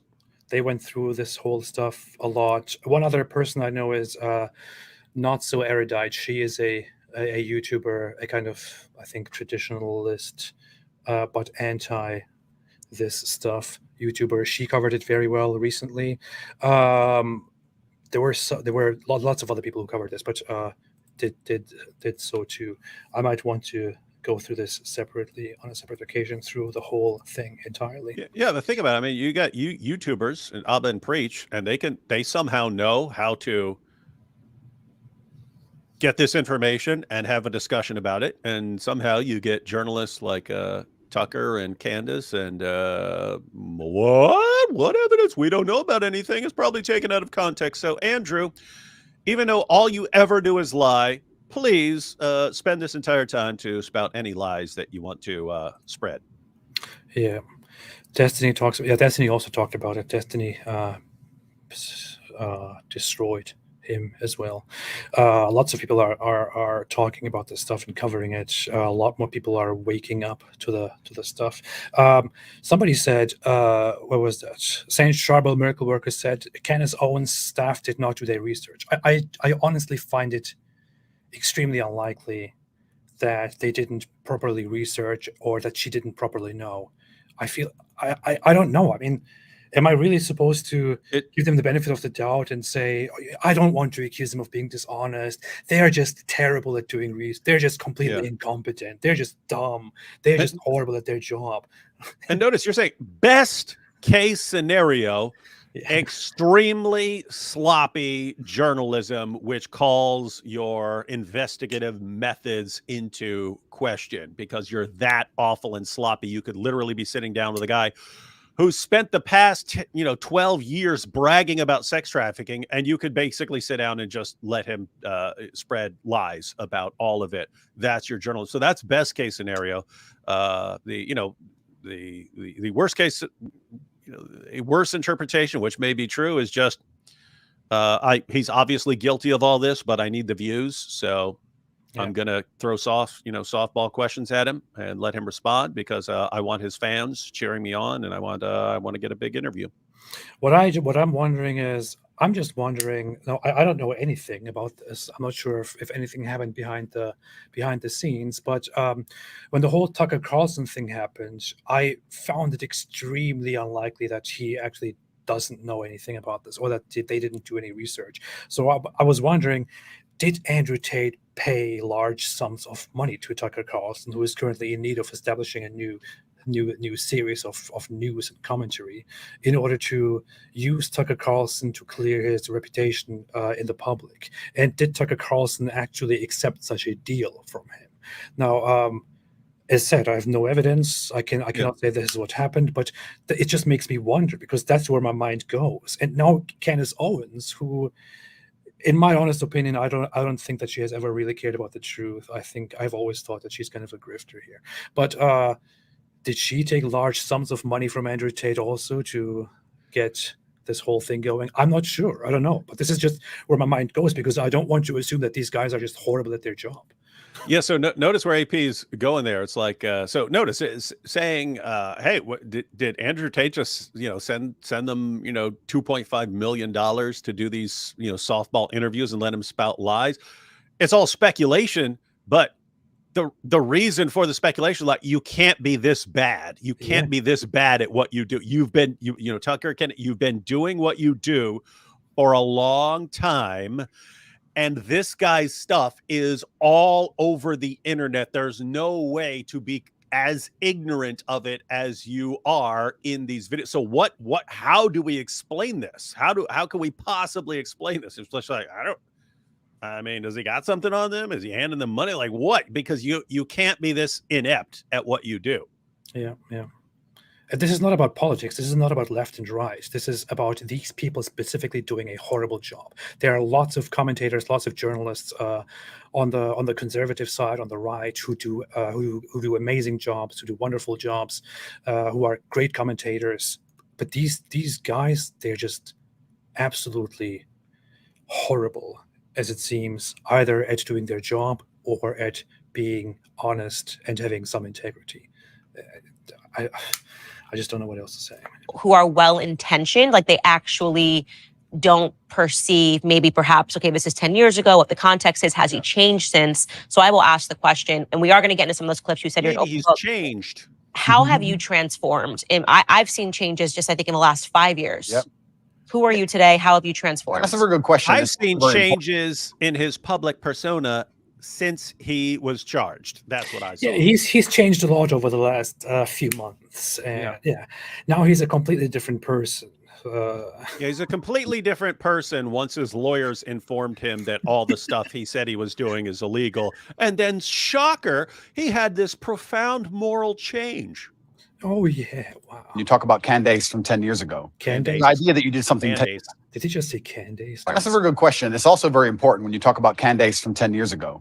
The idea that you did something 10 Why did he say that? I'm actually wondering because, one, he does pronounce words oddly, and maybe in where he's from they pronounce Candace as Candace, but that is, I don't know why he would be using that against her, because that is also a manipulation tactic. Like to make someone else feel insignificant in the room you're in, you mispronounce their name, as in, I'm not familiar with you.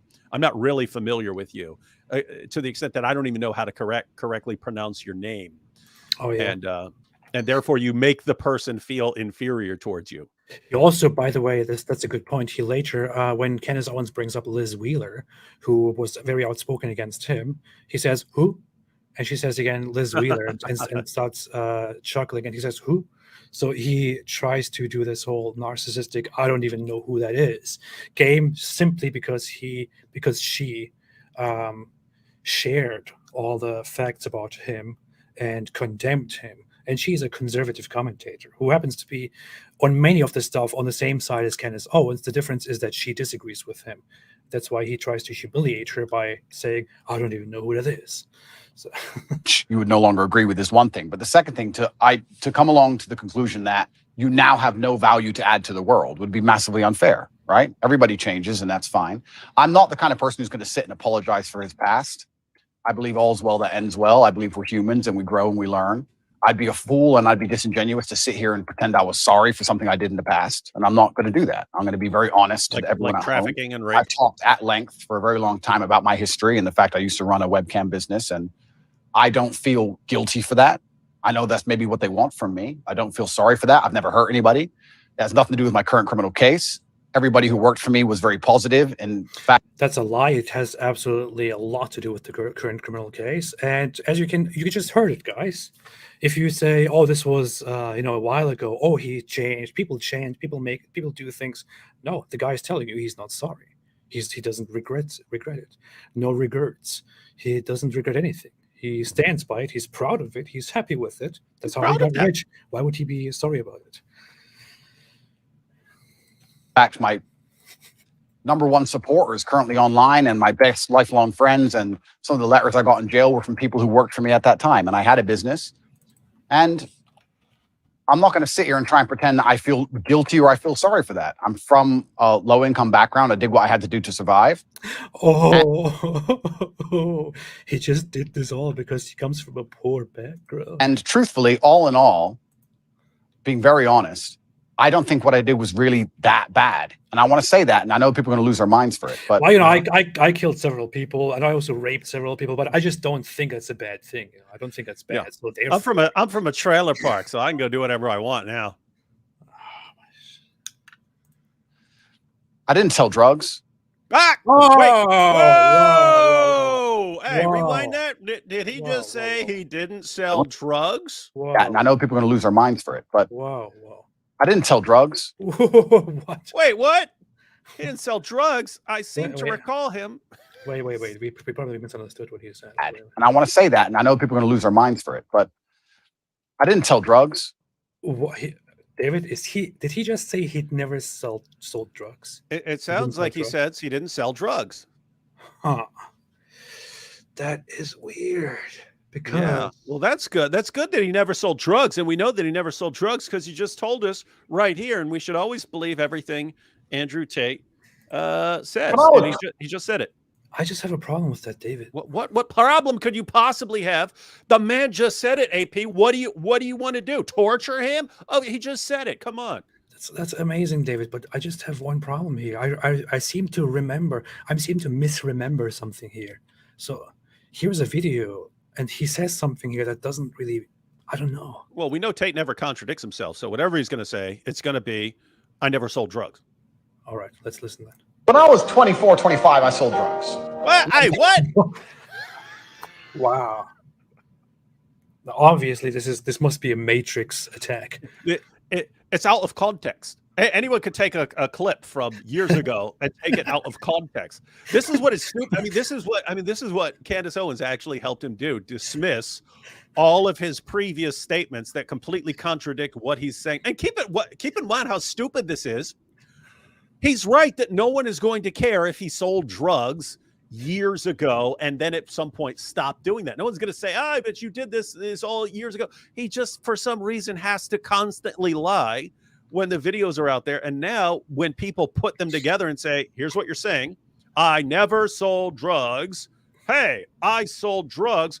Oh, that's out of context. Again, what sort of context makes sense of this to where he's not to where he's not lying? Is the context, again, right before this clip, did he say, "Hey guys, I've never sold drugs, but I'm going to do my one-man play about a drug dealer who did do that. And here, I sold drugs, but see, not really me." No. Do you actually believe something like that? Because that's insane. The context, of course, is very clear. We all know that Andrew Tate never lies. We all know Andrew Tate never contradicts himself. So obviously, when he says, "I sold drugs," what he means there is he worked at a pharmacy where he sold regular prescription drugs, where he was in charge of just dispensing those drugs, like painkillers, stuff when people have the flu. I don't know, when people come to him for other things. That's what he was doing. He was a pharmacist. Yeah, I went to the YMCA to help out with the old folks who were playing bingo, and one of them said she needed some aspirin. So I went and got some aspirin for her. I got the aspirin. So yes, technically I sold drugs, but come on. I was 24, 25, I sold drugs. Long time ago now. I can be honest and open about my past. Wait, you're being honest? So here he is saying that he's honest and open about this. But fighting wasn't paying the bills, sold drugs, whatever. I didn't really like sold drugs. I didn't like the anxiety. I didn't like. Wait, you never sold drugs? Stop lying. I didn't like the violence, stabbing. You tried to stab me in the town. You tried to stab him while he was selling drugs. Really? Aspirin to an old lady? Come on. So he was in England, in Luton, where he sold drugs because that's what he had to do. He didn't like doing it because there was a lot of anxiety about it, not because it was wrong, because he didn't like doing it because a lot of anxiety, people trying to stab you and stuff like that. But that's what he did because fighting wasn't making him money. He had to make money somehow. And he's saying here, I'm going to be very honest about this. I'm going to be very honest and open about this. Whereas on the other hand, in the Candace Owens interview, he says that he's very honest about his past and he never sold drugs, for example. Now, which one do we want to believe? This is the problem for people who don't get it. Andrew Tate is constantly saying things, and we're trying. People are trying to figure out, is he telling the truth or lying? Well, if you say 50 things, you make 50 statements about yourself. You make 50 statements, and some of those we can't investigate. We weren't there. We don't have any evidence to go on. We don't know what actually happened. Some of those we have no ability to investigate. But suppose you say 50 things, and 20 of those are issues we can actually investigate. And suppose you say 50 things, 20 of them are things that we can investigate. We go and investigate those 20 things you said, and in all 20 cases, you were lying. We're then supposed to trust you on the other 30 things? Like, oh, okay. The 20 times we can investigate what he said, he was turned out to be lying every single time, but we're going to believe everything else he says that we can't test him on. No, it's like, I can't trust you on anything you ever say from this point on without some sort of independent corroboration, because you are obviously a compulsive liar who thinks that he can get away with anything he says. It's the Matrix, man. Yeah. What I'm suspecting is that maybe as the case goes on, they will try to argue that he has a mental disorder, a That's psychological what I disorder. go with. He has, Guys, he has a this guy's a dissociative compulsive liar. personality disorder. Can't He help has a multiple personality disorder. He says things at times when he's a different person that he doesn't remember later. I don't know, man. I didn't kill anybody. I mean, what did I do? See, he just said he didn't sell drugs, but we see that he did sell drugs because he says so in a different video. Now he says he didn't kill anybody. Can I trust that? No. No way. I mean, if there's no evidence, if no evidence ever comes up that he killed anyone, then you don't have a lot of reason to think that he killed someone. But him saying it, no, anything he says is basically completely meaningless because the dude can't stop lying. I just want to put anybody, you can just do this. Just put a quick clip together, make a short video of him saying, "I never sold drugs," and then saying, "I sold drugs when I was 24." And then it's going to go back and forth. Yeah. You know what I mean? Yeah, like just repeat it a couple times. It's going to turn into a song with a beat on it. I found a gap in the market and I helped some people organize some accounts on an internet website. That's what I did. And they're going to try and criticize me and crucify me for the next 100 years because of it, because of clips that were made 10 years ago. Yeah, that's what I think it's disingenuous. I don't think anyone actually really cares about the virtue of it because nobody who was involved in my life back then is complaining about anything. I think. I don't know if you notice, if you're familiar with this whole issue, how many lies he just presented just in this very little bit of. So all the stuff relating to OnlyFans and webcam stuff, that's all from 10 years ago. People aren't complaining about anything to do with any of that. That was all long in the past. You know, had a rough childhood and stuff. So yeah, that's I don't know what to do. I don't know what to do here. The man cannot go 10 seconds without lying about something that you could expose in 10 seconds. He has no sense of honesty, nothing at all. And this guy is presented by some people as the absolute idol, the role model for people to follow. He's the top G. He talks to guys who are whacking off and like what worse role model could you possibly have than a guy? Look at the indictment. You know, I grew up in Luton, so that's why I had to help guys whack off, make money. I had no other choice. I mean, look how the whole thing starts here. Look how this indictment starts. Like first, the charge of forming an organized criminal group. That's 1.1, and then it comes to 1.2, and it immediately starts with in the period 2016-2017, the defendant Andrew Tate, using the application while in Romania, recruited by deception the victim, falsely inducing her about the intention to establish a family marriage relationship and the existence of false feelings. In the period 2017, the defendant transported her, and so on. Psychological coercion, physical violence, aim of sexually exploiting her, forced her to engage in pornographic activities using the website. Webcamming site. The website is not named here. TikTok. It must be. They're just saying TikTok videos. And I can tell you what website this could be, because our subject here is so moronic, so imbecilic, that there is a video out of him directly mentioning the very website to us. That's how dumb he is. How absolutely stupid, how absolutely imbecilic this guy actually is. Can you believe this, man? David, keep talking. Keep it dramatic. I'm coming here. I'm just saying, it's like, okay, as of his arrest last year, he knows what they actually have on him. He knows, his lawyers inform him what they have against him, and he knows what they're going to find once they start investigating and stuff. And his solution is to just flat out lie about absolutely everything before he has to walk into court for his trial. And it's like, you could have even if you want to lie, there are way better ways to go about it so that your credibility isn't destroyed. I mean, look, he converted to Islam last year. You know, he was telling people his reasons for converting before he even converted. It's basically like with him, it was like he compared it to the stock market. Like, I'm betting on this stock to go up because they're the ones who are killing everyone over criticizing them, stuff like. So I'm going to bet on that. I'm going to go all in there. But so notice, I mean, he could have very easily, right when he converts, hey, you know, all that stuff I've done in the past, I renounce all of that as evil, and it was horrible. I've had a change of life. I'm gonna give a bunch of money to all the girls that I made the money from, because I don't want any of that filthy money. I'm just giving, you know, whereas I gave them 30% in the past, I'm giving it all to them. I'm trying to fix my life here. And things would have worked out much better for him in court. Instead, I mean, they're probably going to be playing Candace Owens clips in court in Romania, and to call his credibility into question, right? Like a prosecuting attorney. I don't know what the rules are over here, but I mean, you could show, you know, people are lying about everything, lying about the charges and so on like that. You can challenge people's credibility and expose them as a liar in court to question what they're saying. Yeah.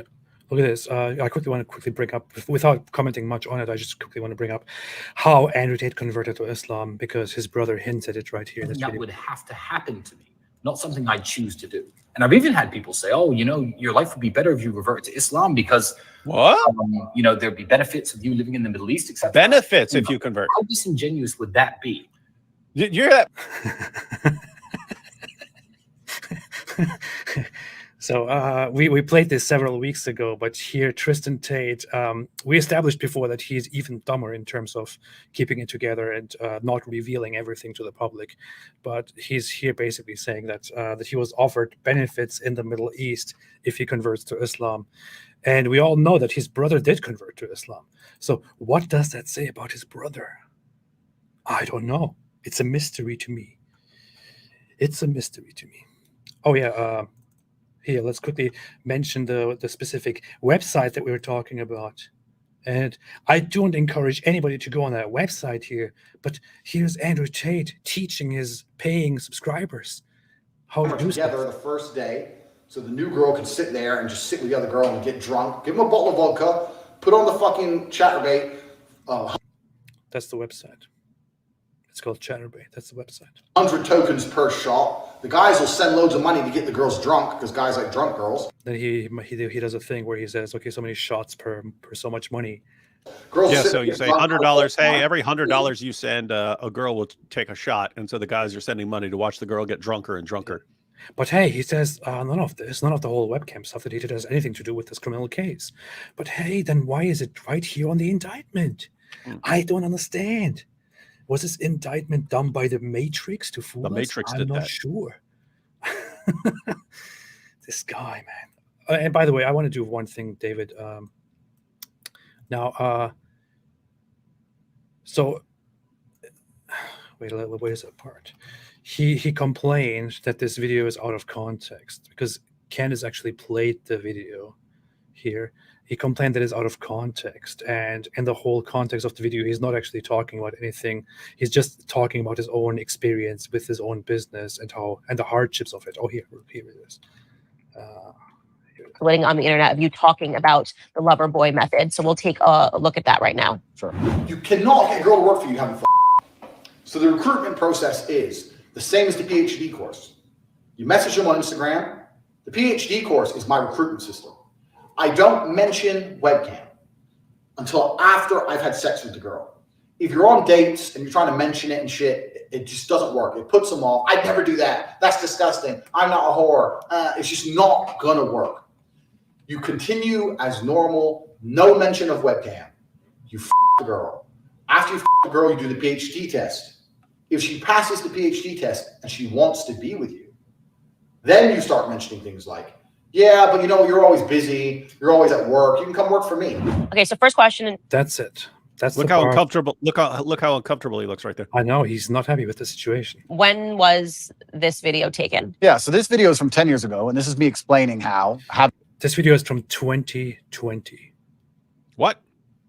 I don't think that. He looks different. The video that we just played was from 2020. You message them on Instagram. The PhD course is my recruitment system. I don't mention webcam. In fact, let me see if I got that right. I looked this up. I think it was rocking a totally bald head by 2020. I don't know that. He just looks different he just looks different here from, I mean, he could have just not shaved his head for, a couple weeks or something, but let me see. I checked that before, when that video is from. Bad boy Andrew Tate. Let's see what we find there. There he's almost completely bald, but he still has the same hair. Wait, let me see. I'll get to it very, very quickly. Tate. Let's look for Tate. Let's see if it is here. Andrew Tate. Published. Okay, this website here published this video at around early 2022, which means it was probably recent.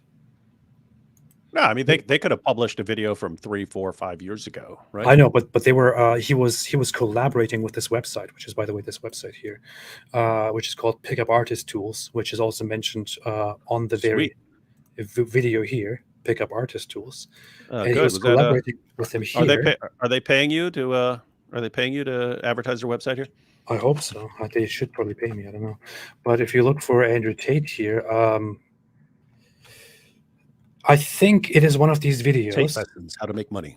How to make money. August 2021, 2022, something in that range. Hustlers University. And he is like, they support him, sponsor him, or he pays them, whatever it is, to have his stuff online here. And this was quite recent. It was just a few years ago. So it's impossible to know when exactly this video was from, because it is not available in any of the War Room leaks. It is not on YouTube. It is nowhere. It is just something that was published to a very small paying audience, and was also uploaded on that channel that he had a collaboration with. But I'm sure they'll ask him about this in court. When was this? Probably. It was probably from the last 5 years, I would say. 5 years or something like that. It was not from 10 years ago.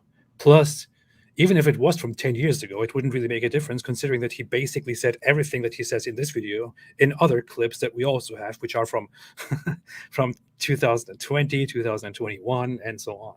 So, but hey, that's what he says. Until after I've had sex, she wants to be with you. I'm explaining how having 10 years ago, and this is me explaining how having a webcam company, it's actually a larger video as a whole. I'm explaining how having a webcam company can affect your relationships and how it affects your dating life. It also explains the fact that one of the girls I was dating at the time was working on webcam at the time. And it's explaining my general overall, explains my life and how things are affected owning a pornography company, because obviously a lot of women will be put off by that. It doesn't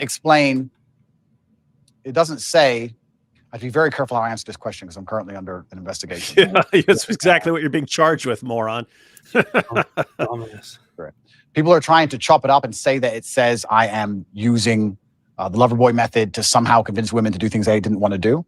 This is obviously not the case, and none of this is in the case file for a reason, because it doesn't exist, and none of these women are upset. Isn't that exactly what's in the case file? And hasn't he said the exact same thing over and over again? And isn't that exactly what his website says to recruit? I mean, to get people to subscribe to Cobra Tate? Here's a case file: recruited by deception to exploit them for pornographic activities on a webcamming site. This is the first thing. That's made up. That's the Matrix. That's the Matrix. And those videos, those were CGI. Those were CGI by the Matrix. I mean, if you don't know anything, just listen to what he just said, and then open the indictment, which you can find everywhere by now. I think so many people have shared it, which clearly here at the very beginning of the charges for human trafficking, on page 2, it clearly here describes him using the Loverboy method, which is by deception recruiting people under the false pretense of marriage or relationships in order to sexually exploit them through violence, coercion, and so on, to make pornographic content on a webcamming site. Specifically, what he just said is not included in the file. This is right here at the beginning of the indictment. Listen, I want to tell all you people out there, who don't know how to read at all and who have not looked into any of this and are never going to look at it. I'll tell you what really happened. Just don't bother to look anything I say up ever. Just trust me. Trust me, bro. Wow. Man. Also, he's lying, by the way, about what this video is supposed to be. They're course. trying to frame him using his own admissions. Set. But this is simply me explaining. It's actually a dating course I made a long time ago, and I'm a little bit embarrassed Dating about it, to be honest course. with you, because Do you see how his face? What a scumbag. Do you see how his face? This is a turned red? dating course. Wait, let me see. Is this just me seeing that, or I feel like the color of his head changed a little bit after this. No one cares about the color of his head, man. Overboy method to somehow. He just looks angry after playing that video. Oh, you're saying he's actually they getting didn't want to do. Yeah. This is obviously not the case, and none of this is in the case file for a reason because it doesn't exist, and none of these women are upset. But this is simply me explaining. It's actually a dating course I made a long time ago. 3 of the women who are victims are currently part of the actual case. They are participating and helping the prosecution prosecute Andrew Tate. So yeah, And good luck with that. I'm a little bit embarrassed about it, to be honest with you, because it was 10 years ago, and I was talking about women and dating and things in a way that I wouldn't talk about them anymore. Right. He talked about these very same things as we have established just three years ago on camera, on live stream. So yeah, you look very young in the video. I'm super young, and I'm talking about, hey, when you sleep with this girl, or you meet that girl, or you meet this girl on Instagram, and I have a webcam company. I don't tell them I have a webcam company, and I just think all that's kind of crass and it's below me. Yeah. And I don't really like. Wait, what? Company. I don't tell them I have a webcam company, and I just think all that's kind of crass and it's below me. Yeah. And I don't really like. If you're a journalist and you fall for this right in front of your face, Candace Owens, you're doing a terrible, terrible job. Candace Owens, you are an incompetent, stupid idiot. I don't know how else to put this, but Candace Owens, you are a completely incompetent, stupid, dumb idiot. Unless you just said the best case scenario. That's I know. That's the best interpretation. This is me being very charitable and not accusing her of pretty harsh things. The best case scenario would be that she is a complete, absolute idiot who is completely incompetent, who has no idea how to do her job, who is just after the money, and she has no clue what she's even doing. That's the best case, right? Yep. But the alternative would be that she is a grifter who dishonestly defends this guy, allows this guy to defend himself, to lie, to defend himself in the public eye, that she is in on this, that she is basically complicit, that she is an accomplice of this guy. That's basically what it is. I don't know what else to pick here. I mean, some people become upset sometimes because you say something about their favorite commentators or journalists or whatever it is, but I just don't know how else to put it. She's either a complete incompetent idiot for falling for something like this, or she's in on it and she's an accomplice. I don't know. What is it? Yeah. Tell me. Yeah, there's no way you could watch these Andrew Tate clips and listen to his explanation and think for a second, even if you didn't know about all his other lies, there's no way you could take his explanation of things there seriously. But apparently that is going to be his defense in court. AP, I told you I had to go around 10 because I got something I need to do. I just want to say to everyone who's watching, those of you who make video clips on YouTube or Twitter or whatever, AP already pointed it out, guys. This is very easy to do. Take a clip of, we already pointed out the easy one to do. Take the clip of Tate saying to Candace, I never sold drugs, and then clip of him saying he sold drugs. Put that out there on like Twitter, let people watch it, let Tate's fans come over and say, oh, it's taken out of that old clip's taken out of context. Ask them what the context possibly is and try to teach them how context actually works and how it's misused by people to deceive people. All right, gotta go down and we'll be back tomorrow with some powerful stuff. Yo. Okay, well, thanks. Bye, man. Yeah. Catch you later. I will make it short, and I will be out here soon as well. But there's a lot more to cover. This is not the end of it at all. But unfortunately, David is such a loser that he can't stay here for a little bit longer, so he had to leave because he's such a weakling. But yes, so here, I just don't know how else to put this, and I don't know if I can have any respect for what's going on here for Candace Owens here, but I'm just conflicted and caught between these options, that she's either completely incompetent and stupid or ignorant or whatever it is, or she is just a horrible person who is in on this and who is dishonest, who is aiding Andrew Tate. Somebody said debate her. I don't think that she would have a debate with me on this stuff, but I would like to confront her and talk about this stuff. Unfortunately, she's it looks like she's not reacting at all to people bashing her over this stuff, destroying her over this stuff. All she's doing so far is, I will show you, celebrating the success of this interview, which is just incredible. Just incredible. Let's see. Did she do anything here at all to all of the stuff that people brought up in response to this interview? And look at this right now. I'll tell you. So far, after this came out, she posted something about gardening, how much she loves gardening. Then she posted about something about grocery shopping. Then she posted about male energy is rising. I don't know if she's talking about the male energy that is rising when she basically pleases Andrew Tate in the interview here and praises him for how manly he is. And then the next thing she published here was, wow, over 1 million views on YouTube alone in just 24 hours. Thank you, everyone, for listening to this conversation and for the overwhelming positivity in the comments. That's it. But hey, I don't know if this will reach her, but Candace Owens, you are a terrible, terrible political commentator. You can't be trusted. You are incompetent.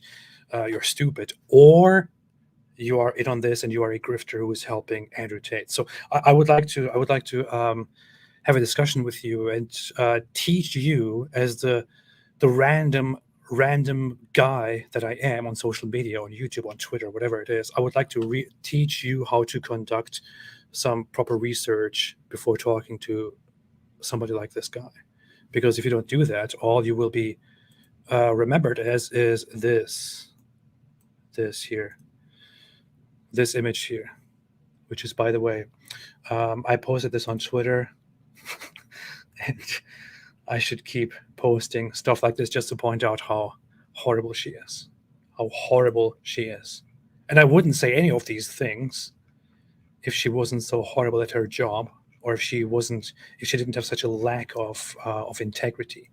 She just did a horrible job, and she needs to be called out for this. She helped an actual groomer and sex trafficker and manipulator and liar who is also accused of rape. Good job. Very, very good job. Fantastic job. And it's amazing how things change as you mature and you get older. But once again, I was a much younger man. I think if you were to take any 24-year-old and look at the stuff he puts on the internet, some of it's going to be stupid. And I think if you look at anybody who made things 10 years ago, some of it's going to be stupid. It's absolutely not criminal in any regard. It's nothing criminal. It actually is. It's actually criminal. About it. It has no bearing or any interest in the current case. But yeah, I was talking about how it actually does. It's specifically part of the cases we have shown. How I don't mention I have a webcam business. The basic premise of the video was me explaining that I don't mention I have a webcam business ever, and that I'm Mr. Rich and I have this nice car and I go on dates with girls. And sometimes when I say I have a webcam business, some of them want money and they want to work for me. That's the basic premise of it. Right. That is a complete lie. Did you just catch that? He explains to her what the video is about, and he says that he doesn't mention the webcam business, because he is having a relationship with them and he goes out with them. Right. And I go on dates with girls, and I don't mention when I say I have business ever, and I'm Mr. Rich and I have this nice car and I go on dates with girls. And sometimes when I say I have a webcam business, some of them want money and they want to work. He doesn't mention it, but he's so rich and he does all of these things. And sometimes, when they're so amazed by it, he mentions the webcam business and they want in on it. They want in on it. That's what the video was about, right? That's what he's saying right now. So the video was allegedly, as he claims here, not about him teaching people specifically to target people, to target women, and to then turn them into workers.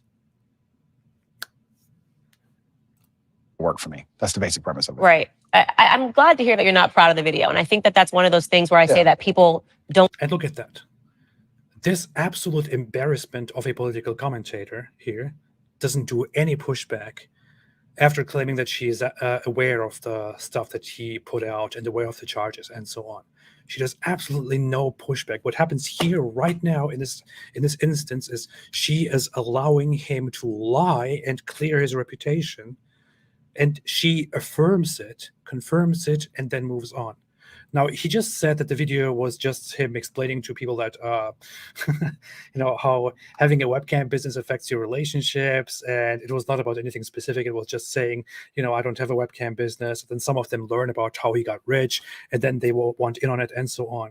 Now let's look at this video, right? Let's look at this video. They say it's out of context. Let's look at the video. Let's watch. You cannot get a girl to work for you haven't fucked. So the recruitment process is the same as the PhD course. You message them on Instagram. The PhD course is my recruitment system. I don't mention webcam until after I've had sex with the girl. Specifically, he doesn't mention webcam until after he had sex with the girl. He targets a woman, he has sex with her, and until that point, he doesn't mention webcam. If you're on dates and you're trying to mention it and shit, it just doesn't work. It puts them off. I'd never do that. See? You see here? If you mention it up front to them that I have a webcam business and I want you to be part of it, they say, no, I would never do that. I'm not a whore. This is the whole purpose of this video. The whole purpose is to teach people to target women in order to turn them into webcam girls. And in that interview with Candace Owens, he strictly denies that and says that this is not the purpose of the video, which is very funny because in that clip that Candace Owens showed, this part was already in the video. It is very clear that he is teaching others how to target women in order to turn them into webcam girls. I mean, I don't understand. I really don't get it. How can a political commentator or journalist, whatever she wants to be so terrible at her job that she actually plays the clear video in context explaining that the whole purpose is to turn them into webcam girls, and then she just lets him get away with saying that that was not the goal of it? Candace Owens, are you dumb? That's disgusting. I'm not a whore. It's just not gonna work. You continue as normal, no mention of webcam. You fuck the girl. After you fuck the girl, you do the PhD test. If she passes the PhD test and she wants to be with you. PhD test means pimping hose degree for all of those who want a little bit more disgust in their lives. Then you start mentioning things like, yeah, but you're always busy. You're always at work. You can come work for me. So, as I said. See, and there's the manipulation right there. You tell her, oh, you're always busy. I can't see you. Why don't you come work for me? You cannot try and approach girls to do webcam. Hi, do you want to do webcam? It's bullshit. That's the whole purpose. Hi, do you want to do webcam? It doesn't work because they will not accept, which is why you first have sex with them, then test them to then bring them into the webcam business. It doesn't work. No one's going to say yes. And any girl who does say yes is doing it. She doesn't like you. She doesn't know you. She doesn't love you. She's saying yes purely for money. I'm gonna sneeze. Any girl who wants money that bad is going to skank you and leave you when she realizes you get a big cut of it. So even if you do get a girl to say yes that way, even if you do say to a girl, look, let's make some money, she's only in it for the money. She's not in it to please you. If she's only in it for the money, she's going to get pissed off with her cut. Because they're going to Google up how much a token's worth, how many tokens they made, and all that shit. They get pissed off with their cut. Remember the tax thing, so you only have to pay them 30% instead of 50%. It's important for your profitability. Also important point here. Remember the tax thing, so you only have to pay them 30% instead of 50%. It's important for your profitability. Remember the tax thing, so you only have to pay them 30% instead of 50%. It's important for your profitability. You want to pay him 30% instead of 50%. So the context of this can be understood in a different video, I believe. But he tells the girls that they are getting 50%, but he actually gives them only 30% for the profitability. This is right here in the video. This is this is self-snitching. This is right here in the video. He explains on a different video. If I find that here very quickly, I'll bring that up in a little bit. That you don't pay the taxes properly. You tell the girl that the rest goes to taxes, but you actually put them in your pocket and give the girl only 30% of the earnings while keeping more of it and making them believe that it's 50%. So you don't want a girl who's in it for money. You want a girl who's in it to be with you. So you meet a girl, you take her on dates, you fuck her, whatever. She passes the PhD test. Then you start saying things like, oh yeah, but you're always working. I have to do some traveling and you can't come. I want to bring you with me. Traveling is a great one because the thing about this business is mobile. If you can find a good Airbnb with good internet, you can run it somewhere else. So it's a good little caveat to throw in. Oh, and you're always working. Why don't you work for me so we spend more time together? Work for you doing what? So I'll have a webcam business. Oh, I don't want to do that. So, okay, I know you don't want to do that, but listen, come, let's have a meeting. Let's just talk about it. If you don't want to do it, don't do it. Fine. But let me explain it to you properly. In fact, I'll bring one of the girls who works for me. You, your bottom bitch, the new girl, you go out for fucking a nice dinner. Your bottom bitch is the one who does the selling. You don't. This, by the way, is organized crime. So one of the charges is organized crime. This is part of the organized crime where he has his bottom bitches who do the selling for him, who are waiting for him to bring a new girl so that they jump in and start manipulating the girl and turning her into a webcam model, which was the purpose from the very beginning. And as you remember, in the Candace Owens interview, he denied that this was the purpose. Don't do the selling. The girl has to hear it from a girl. And this is why your bottom bitch has to be trained. That's why I said it's so important to have a good first girl. My first girl was so good, it was easy. My girl said, oh my God, before this I was a waitress and it was shit, and now I do this and I make so much money, and the guys all love me and they adore me, and on my birthday they send me presents, and I get so much money, blah, blah, blah, and it's so much fun, and we stay at home, and da-da-da-da, or we're gonna go to Thailand soon, we're gonna be working in Thailand, and we're gonna stay there for as long as we want, you should come with us, it's gonna be so much fun, da-da-da-da, martinis, martinis, martinis, bang, threesome.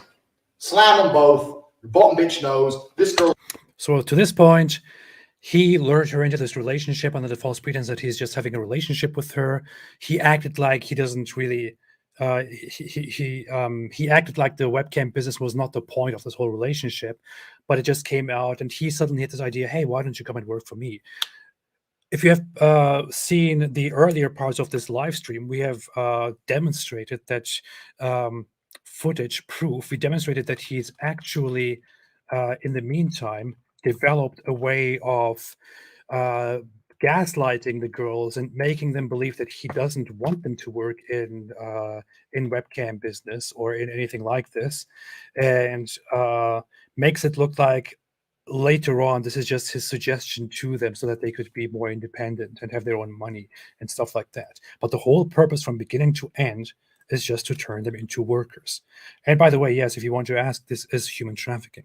This is by definition human trafficking. I was like, okay, well, I'll try it. Put both girls on camera together the first day, so the new girl could sit there and just sit with the other girl and get drunk. Give them a bottle of vodka, put on the fucking chatterbait, 100 tokens per shot. The guys will send loads of money to get the girls drunk, because guys like drunk girls. Girls will sit there, get drunk, have a great time. You say it's your new job now. You don't go to work ever again. That's how you recruit girls. Do not recruit girls any other way. This is how you recruit girls. Now, we have watched this whole video, right? This is the whole video. In context, he teaches others how they recruit girls. They target them. He targets them for the sole purpose of turning them into online sex workers for him. And lies to them and manipulates them throughout the process, uses his bottom bitch to lie to her and to manipulate her, eventually to get her drunk and put her in front of a camera and start making money with that girl. Recruit. Recruit is the keyword here. Exactly. Growing Pain said recruit girls. And now let's go back and watch what he says about this whole video and see how he's lying about this. Explain, because he knows he's in trouble. It's actually a dating course I made a long time. Say, I'd be very careful how I answer this question because I'm currently under an investigation, right? Mm-hmm. So I'd be very careful how I answer it. People are trying to chop it up and say that it says I am using the lover boy method to somehow convince women to do things they didn't want to do. This is obviously not the case, and none of this is in the case file for a reason. Remember, he said in the video, if you bring it up right away, they will say, no, I don't want to do that. I'm not a whore or whatever. The implication there is that he knows that she probably doesn't want to do it. So he eases her into it by becoming a lover boy. Does it ring a bell? Does it sound like something that may be known as the lover boy method? Because it doesn't exist and none of these women are upset. But this is simply me explaining. It's actually a dating course I made a long time ago. And I'm a little bit embarrassed about it, to be honest with you, because it was 10 years ago and I was talking about women and dating and things in a way that I wouldn't talk about them anymore. Right. So yeah, And you look very young in the video. I'm super young, and I'm talking about, hey, when you sleep with this girl, or you meet that girl, or you meet this girl on Instagram, and I have a webcam company. I don't tell them I have a webcam company. And I just think all that's kind of crass and it's below me. Yeah. And I don't really like talking about it. And it's amazing how things change as you mature and you get older.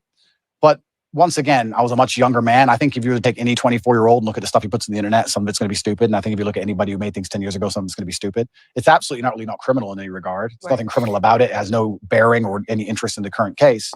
But yeah, I was talking about how I don't mention I have a webcam business. The basic premise of the video was me explaining that I don't mention I have a webcam business ever, and that I'm Mr. Rich and I have this nice car and I go on dates with girls. And sometimes when I say I have a webcam business, some of them want money and they want to work for me. That's the basic premise of it. Right. What he just said and what you have just seen in that video that we just watched, it's clear as day that he's lying. It's clear as day that he lies. The video was clearly specifically about recruiting girls into becoming webcam girls through manipulation, through the lover boy method. Here to Candace Owens, he is clearly saying that was not the purpose of it. He was just explaining while talking about relationships, that he doesn't bring it up, but then sometimes they realize it and they become aware of it, and then sometimes they want to become part of it. I'm glad to hear that you're not proud of the video. And I think that that's one of those things where I say that people... You are stupid, Candace, that's why. People don't allow you to grow up from things that you've done or said in the past. And this is obviously when you were operating a webcam business. You're talking about... Which he was still operating in 2021. Oh. And that's the whole thing about the human experience. We're supposed to grow, right? And we're supposed to make mistakes, and we're supposed to learn from them, and we're supposed to evolve as people. And I'm certainly not proud of the video. When I say I'm not sorry for what I've done, I don't mean it in I would do the same things again. I don't mean it that way. I mean that at the time I was a lot less knowledgeable and I was younger and I made some mistakes. And just like I'm sure Jay-Z would never sell crack again. Right. Exactly the same reason I would never make a stupid video saying something so stupid again.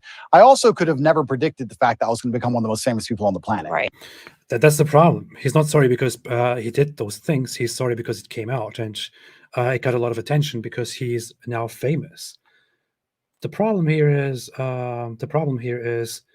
we brought this up earlier, but we have videos from much more recent times, like 2020 and 2021.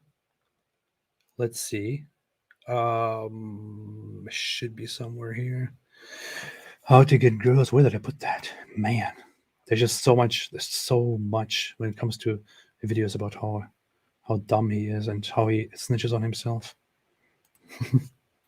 My angle. Here's a video from 2 years ago, from 2021. Here, April 4, 2021. In this video, he explains again how to do this. In fact, there is a very damning part here in this video.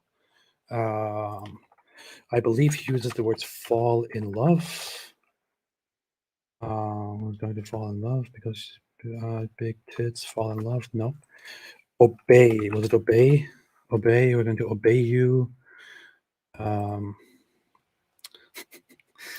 Obey. So they obey me and live in my house and make me money. Oh, here, right here. This is a live stream, right? This is a live stream, guys. This is a live stream from April 2021. So there is no excuse. This is directly a live stream. It's a live stream. Pickup artist. I mean, I was all about trying to get paid. Like my I used sex as a tool to make women love me so they'd obey me and live in my house and make me money. That's what I wanted. So I was a pimp in that sense. Like I was not trying to have sex with women. I was trying to get women to obey me. And I realized that's easier if they like to have sex with me. If they don't like having sex with me, it's pretty hard to make them listen to me. So that's kind of, my angle was kind of a unique angle on the whole thing. And I kind of fell into the space. And I don't think I'm really in the red pill so much anymore. Have you caught that? Just now he was talking in the Candace Owens interview about how that stuff was from 10 years ago and he said dumb things and he wishes he didn't say them and all of that. And here he is from just 2 years ago explaining that he wasn't even interested in sex. His whole purpose was just to get paid. Just to get paid. And he used sex as a tool to make girls fall in love with him so that they would obey him and make him money. I realized That's in that sense. Like, I was not trying to have sex with women. I was trying to get women to obey me. And I realized that's easier if they like to have sex with me. If they don't like having sex with me, it's pretty hard to make them listen to me. So that's kind of, my angle was kind of a unique angle on the whole thing. And I kind of fell into this. There it is. There it is. There it is. Credit to this guy, John Anthony Lifestyle. I'm not sure if he's an okay guy. He probably does a lot of dumb shit too. But what he does nowadays is actually to call out Andrew Tate. Although he supported him in the past, he nowadays makes videos where he calls him out and basically condemns Andrew Tate for doing these things. At the time, though, he had no problem with it. Right. I didn't see that coming. And if I did, I would have been a lot more careful with what I said and how I said it. And I do think that it's part of every person's journey to make some mistakes and learn from them and grow from them. And I kind of find it interesting that if I was a reformed drug addict, there'd be no problem. If I was a reformed murderer, there'd be no problem. If I was a mafia boss and I'd sit here and I'd killed 3 people and we were doing an interview and I was like, yeah, I used to kill people. I've done my time. I'm out of jail now. I get less flack than if I made a video talking about dating when I used to have a business that did webcam than I currently get. The problem is, this is not something in the past that he reformed and changed and moved on from. This is something he did as recently as 2022. 2022, yes, you heard right, 2022. Because we've also shown the evidence of that earlier, right? Was this from 2021 or 2022? There should be a date here somewhere. When was this? Yaspina, I think, was one of the earlier ones in comparison to the others. This was from 2021. Here in 2021, he talks about how he manipulates these women, and he manipulates and grooms Yasmina into becoming one of his girls. A woman who, according to her own admission, despite her relationships, still has a belief in and fear of God. So she doesn't want to take off her clothes and send photos of herself in lingerie, and she would never put stuff on OnlyFans. That's what she says. And he then makes a mission for his paying subscribers to break her and to convince her that she will actually be a better woman if she takes off her clothes for him and for the public, for money. This is 2021. He was still doing this time just for OnlyFans. And we have cases from 2022, and we have some transcripts of that as well, where we have evidence that he did conduct this whole business. Let's look at this transcripts. Here, one of the victims, known as AU at the moment, is from 2022. He was still running this business. And he was still teaching these things. I think I'm pretty sure that he is still running the war room. As we speak, he is still running the war room. It is still, this whole thing is still part of the war room, where he teaches others to do these things. So all I can do is understand that I was a younger man. I did the best I could at the time.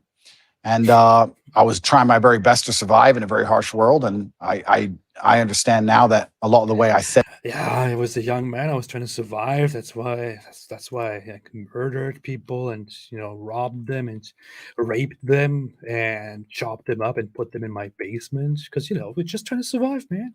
Just trying to survive. Nothing wrong with that. Twitter. In fact, on I think it's my pinned tweet, you can see the criminal case against Andrew Tate. The 2 victims who the DCAR are accusing me of using Loverboy method on have made videos saying, he just told us how to do social media. We're not victims. I've never seen any. So this here is an important moment, actually. I would have loved to have one of those guys on here to join me in explaining this here. But this is one of the frequent lies that are brought up by Andrew and Tristan Tate and regurgitated by his followers. These 2 girls, Beatrice and oh yeah, this is Yasmina. I think this one is Yasmina. This one is Beatrice. I don't know. But these 2 girls are counted as victims in the case, but they have come out and said, we are not victims. He did nothing wrong to us, and so on. Any of them being aggressive or rude. They've always respected people. Ai fost amenințată? Nu. N-am fost niciodată. Dacă eram amenințată, automat nu mai eram idiotă să stau în casa asta. Suntem prieteni buni de 2 ani de zile, cam așa, poți să mă treci pe mine ca și victimă dacă eu n-am spus că sunt o victimă. They gave this statement to the police. The police ignored it and said they're brainwashed. All right. Candace Owens is helping him put out this propaganda saying that 2 of these victims came out saying we are not victims. He also repeats the claim that nobody has actually accused him of anything. The context for these 2 women, Beatrice and Yasmina, these 2 are counted in the victims, and they are actually counted as part of the 7 victims on file. They are the only ones who have repeatedly or who have on 2 occasions come out and said he didn't do anything wrong, we are not victims, he didn't harm us, and so on. We have transcriptual evidence included in the file by the prosecution that he actually made phone calls and instructed those girls to make videos defending him. He also flew at least one of them out to Dubai, where she is currently under the protection of powerful people who helped Andrew Tate along with a lot of stuff, who probably also gave him a lot of protection and benefits to make him convert to Islam. But he made phone calls from jail, instructing them to make videos in defense of him, and that is just that is very funny. Plus, where is that? Okay, I can't get to that right now, but I'll get to something else here. Plus, Yasmina and Beatrice, especially Yasmina, is also considered a victim, but on a very different level, because she is also considered an accomplice. Accomplice, why? Because, and you will say, oh, look, one of those women comes out and says, I'm not a victim. Well, here you have it, Yasmina, the same one that was groomed on those other messages. Andrew instructs her to manipulate a new woman and to tell her, I make a lot of money, let's take some photos together, maybe you should try it too. Yasmina is also, Beatrice is here, Beatrice is also working with them. Yasmina is here again. Yasmina takes orders from Andrew to manipulate the girl, say, okay, so me and her in a picture, what kind of pictures? He says anything for OnlyFans. She says in lingerie, she won't do it. Andrew says, we'll see. Yasmina says, does she know about OnlyFans? Tristan says no, and she's studying to become a lawyer. She doesn't care. They're talking about a specific woman here who wants to study to become a lawyer, but Tristan has the plan to turn her into an OnlyFans girl instead. This is how they help people. And Yasmina is here in the process as an accomplice and victim in helping manipulate those women and make money. But here in this specific instance, Yasmina is also being threatened by Luana and Georgiana, who are accomplices. Georgiana says, I will punch you in the mouth. I will give you another 10 punches, you lazy, incurable bastard. I'll tear you apart when I get there. Yasmina says, what did I do? Georgiana says, you have 1 hour and 10 minutes to disappear. Yasmina says, what did I do? Georgiana says, it's more like what you didn't do yesterday for an hour. You have a 20% deduction. It's been 4 days since you last posted. And Georgiana says, if Andrew looks to see if you posted TikToks, you won't even have time to pack. I guarantee you will fly from the balcony directly.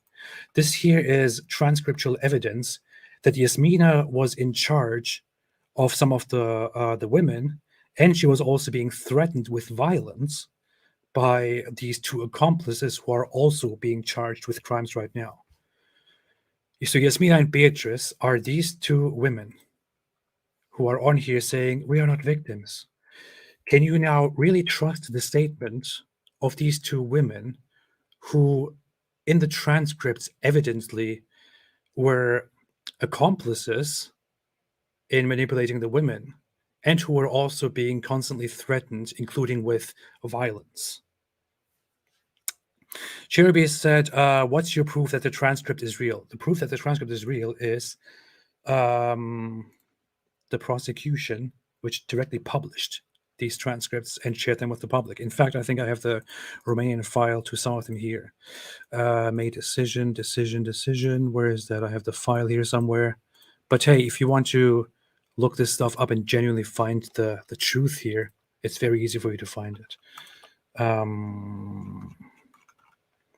It would be very ironic if I said it's very easy to find it and I couldn't find it.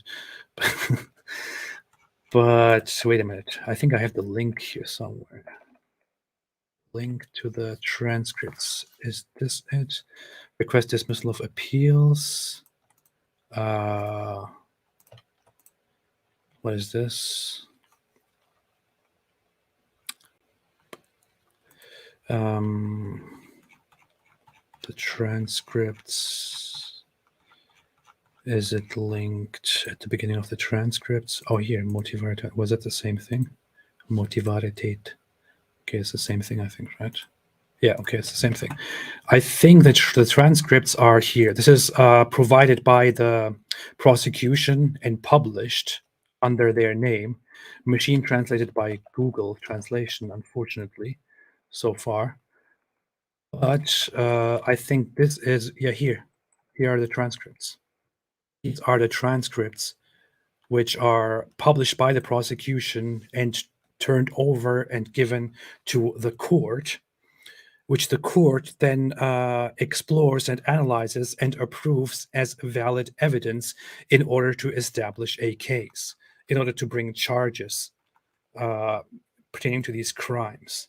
So these transcripts are used as evidence by the prosecution given to the court. The court says, okay, this is solid evidence. We are approving this. Therefore, an indictment is made, and this will go to trial. So it's not just random people, random people creating some weird transcripts and claiming that this is actually authentic. It is the prosecution itself presenting these transcripts and sharing them with the court, which then, under many authorities, approves these as solid evidence. Nu mai eram idiotă să stau în casa asta. Suntem prieteni buni. So you see, these two girls that they say came out and said we are not victims were accomplices in the operation. And most likely the only reason that they are not being tried as accomplices or charged as accomplices is that they were also threatened constantly by Georgiana and Luana, and according to some of the evidence, even by Tristan. So their excuses are invalid in front of a court because they are accomplices and because there is plenty of evidence that they were threatened and possibly physically abused, which is why their statements cannot be trusted, especially in a human trafficking investigation. That is what's going on here. That is what's going on here. So when somebody comes and says, oh, nobody's accusing them, and don't you see that two of these women came out and said, we are not victims? You should probably mention to them these two victims are accomplices who were also beaten and groomed, which is probably the only reason why they escaped the charge themselves. What did I want to do? I almost want to end this here, but there was something I wanted to bring up just about that. Kidda said AP on detective mode. I mean, here's the thing. I'm just some random guy, right? I'm just sitting here and looking into this stuff, contacting the court, getting documents from them, downloading them, translating them per ChatGPT and other means, and some others who actually do speak Romanian. Going through all of the evidence, comparing them with each other, looking at what the prosecution and what the court actually said. But I'm just some random guy who does this and who is not paid any money for this. Where you have Tucker Carlson. My machete just fell down, sorry.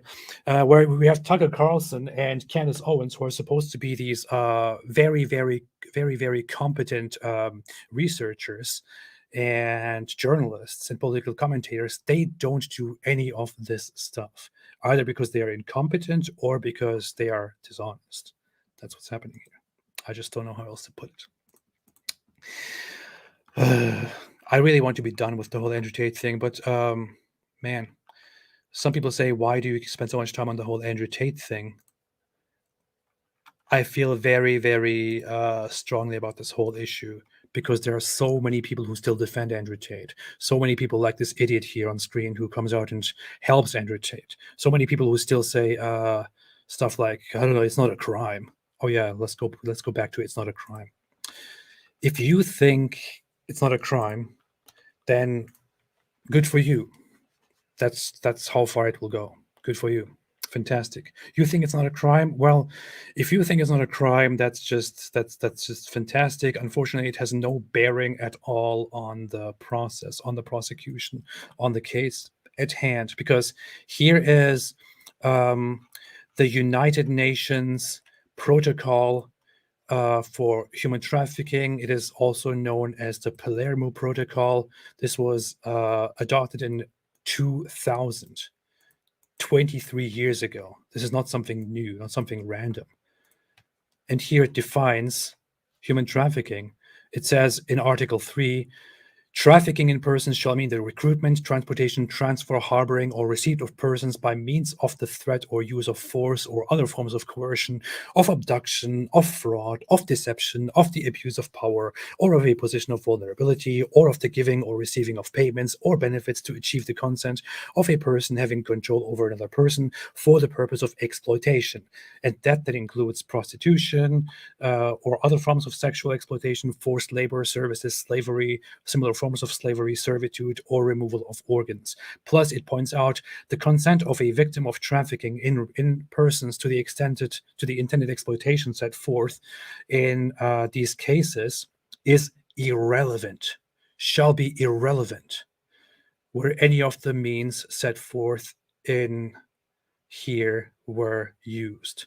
So even if it's established that at some point one of these victims consented to create videos or to engage in prostitution, their consent is considered irrelevant because of the very means by which they were brought into this whole business, by fraud, deception, coercion, abduction, use of power, position of vulnerability, and so on. These laws, which are now international laws, exist and have existed for decades now for a reason, because it's not up to some random guy who is a fan of Andrew Tate to decide what is human trafficking and what is not. It is up to experts who have worked on this forever to decide what is human trafficking and what is not. And they can discern, they can make out that this whole issue is human trafficking. By these standards, by these definitions, what happened here is human trafficking, period. That's it. And you might very well say, well, I think it's immoral, but I don't think it's human trafficking. Nobody cares what you think. Nobody cares what you think. What matters here is what the law says. And going by the law and going by everything we have seen, going by everything we have presented, going by everything I have shown and I have seen, I hope Andrew Tate and Tristan Tate rot in prison. And everybody else who does similar stuff does too. I sincerely hope so.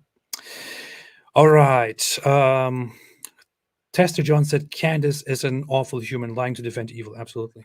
She's a horrible person. Horrible person for doing this stuff. I didn't think very highly of her before. People know this. But with this, she just reached a complete new low. It's horrible. And I hear people say that that her husband is friends with Andrew Tate, or that he's part of the war room. And this is just something that I read and heard several people say. I'm not sure if this is true. I'm not entirely sure about this because I haven't seen the direct evidence. I cannot say that this is true without clearly seeing that this is true, but this is what people have said. If somebody can point me to the evidence of that, I would like to see it, please. Change comes from within said, ask Andrew Tate how old Vivian was when they first started dating. Oh, yeah. I showed that several times. But yeah, according to Andrew Tate's own statement, he started grooming Vivian, one of his bottom bitches, by his own statement, when she was 15 years old, which is, by the way, grooming. And by the UN definition, by the way, it also says here that any person under the age of 18 shall be recognized as a child or minor in human trafficking cases. Good luck, Andrew Tate. Remember that all of this Tate stuff started with a girl in high school rejecting him because of his looks. Candace compared Romania's definition of human trafficking to 90-day fiancé. When 175 countries share the same definition, that was one thing that I think was, you know what, I might actually go into that. Trafficking, let's see, before we end this stuff, because people don't realize how messed up it is for her to do that. Where's that? Human trafficker would never rape anybody, including this. Romania, government, definition. The definition of sex trafficking. Okay, I will bring this on screen here once again. Thank you for reminding me, Manya. Let me see. Let's see. David Wood. Where's David? David Wood. He gave up. He's a weakling. He said he has to go because he's not strong enough to stay for such a long live stream. He's not a real man. That's why he left early, unfortunately. But I'm still here because I'm a man. Right here. Trafficking, Operation Underground, and then I realized how closely pornography is related to human. Can you hear this? Did I turn the sound on? I hope I did. I'll just try it again. I can never be sure. Share screen audio. Okay, here. Sex trafficking. Real sex trafficking, not TikTok sex accounts. trafficking. And yeah, we should talk about that because they are kind of stretching the definition of sex trafficking. In your case, I've taken a look at it. And what's remarkable to me is the amount of young men, and I would say from the ages. Did you hear that? About that because they are kind of stretching the definition of sex trafficking. In your case, I've taken a look at it. And okay, in this case, earlier when I said I find it very unlikely that she doesn't know, I was implying that she's most likely lying to help him. In this case, I genuinely think that Candace Owens might be too dumb to separate facts from whatever she has in her head. But when she says that they are stretching the definition of human trafficking, that's just her not knowing the definition of human trafficking. I don't know. I'm just assuming the best here. Maybe she does know it. Maybe she's just lying about it. I don't know.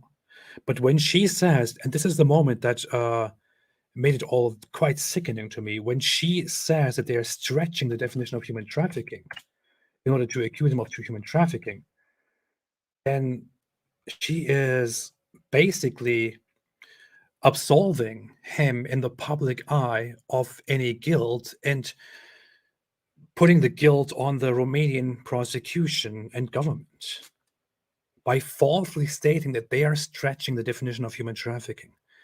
I've shown it to you. It is right here since the year 2000, when it was adopted by the United Nations.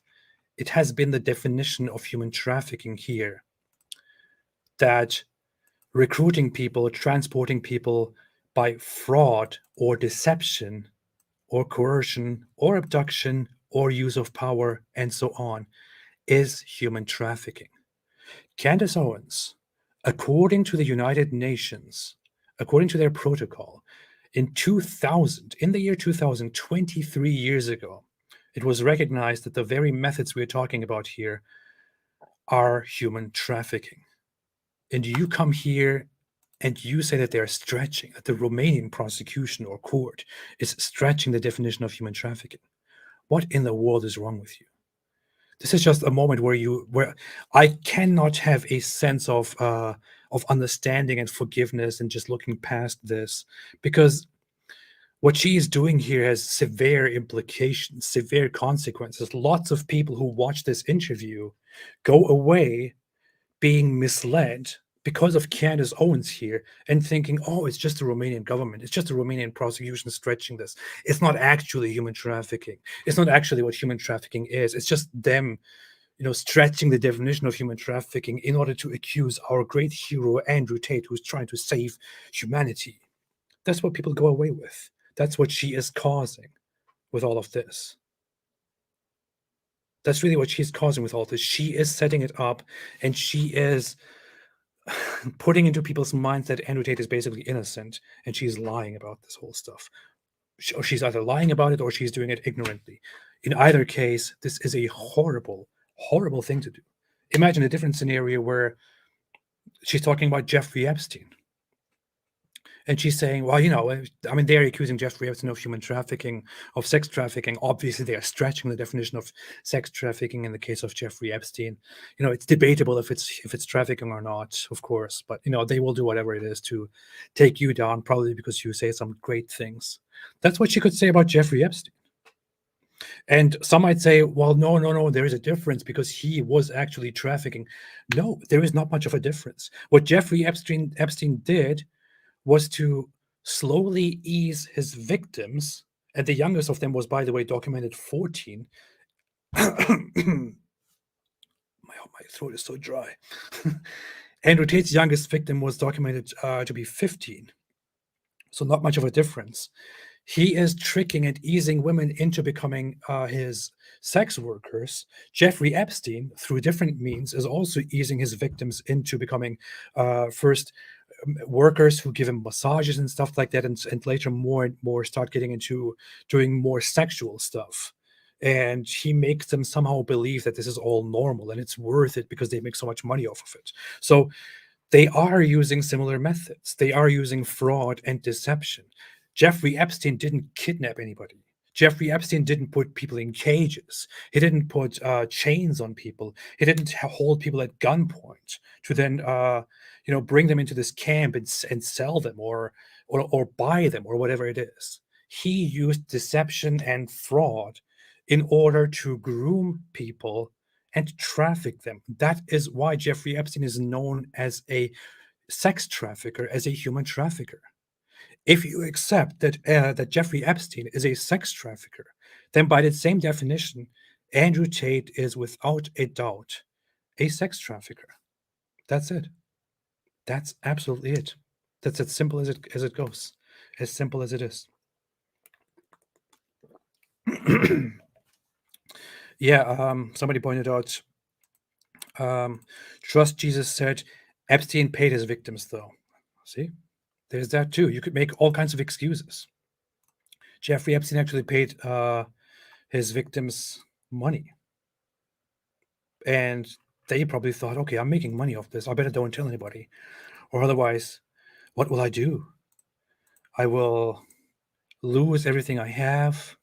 Maybe I will be in danger because I know too much.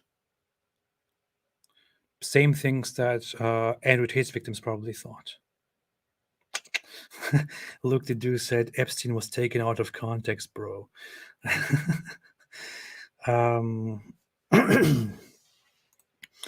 Please, AP, you are like Holy Humanist Channel. Also tell Candace Owens promote genocide of African LGBT lives by using her platform to mock, bully, and laugh at a marginalized black minority. I don't know anything about this. Negus Afrodol, I don't know anything about this. I don't know much about her. I researched some of the stuff that she did in the past, and I thought, man, this woman is terrible. But I don't know enough about that, so I can't take your word for it, but I will look into that. Thank you. Sex trafficking. So the definition has definitely expanded over time. Well, it's also ridiculously misogynistic to believe that women can't make their own decisions on anything. So the whole thing about it is misogynistic. But yeah, you're correct. That's a very important distinction. Essentially what they're saying is we have a show in America called 90 Day Fiancé. Yeah. That is the lover boy method, is women that go over to the U.S. Yep. They're clearly coming for citizenship, but these women kind of get duped and they sponsor these people. Yep. This would be the same vein of what they're trying. This is the most retarded thing I've heard out of Candace Owens' mouth so far. I don't know how else to put it, but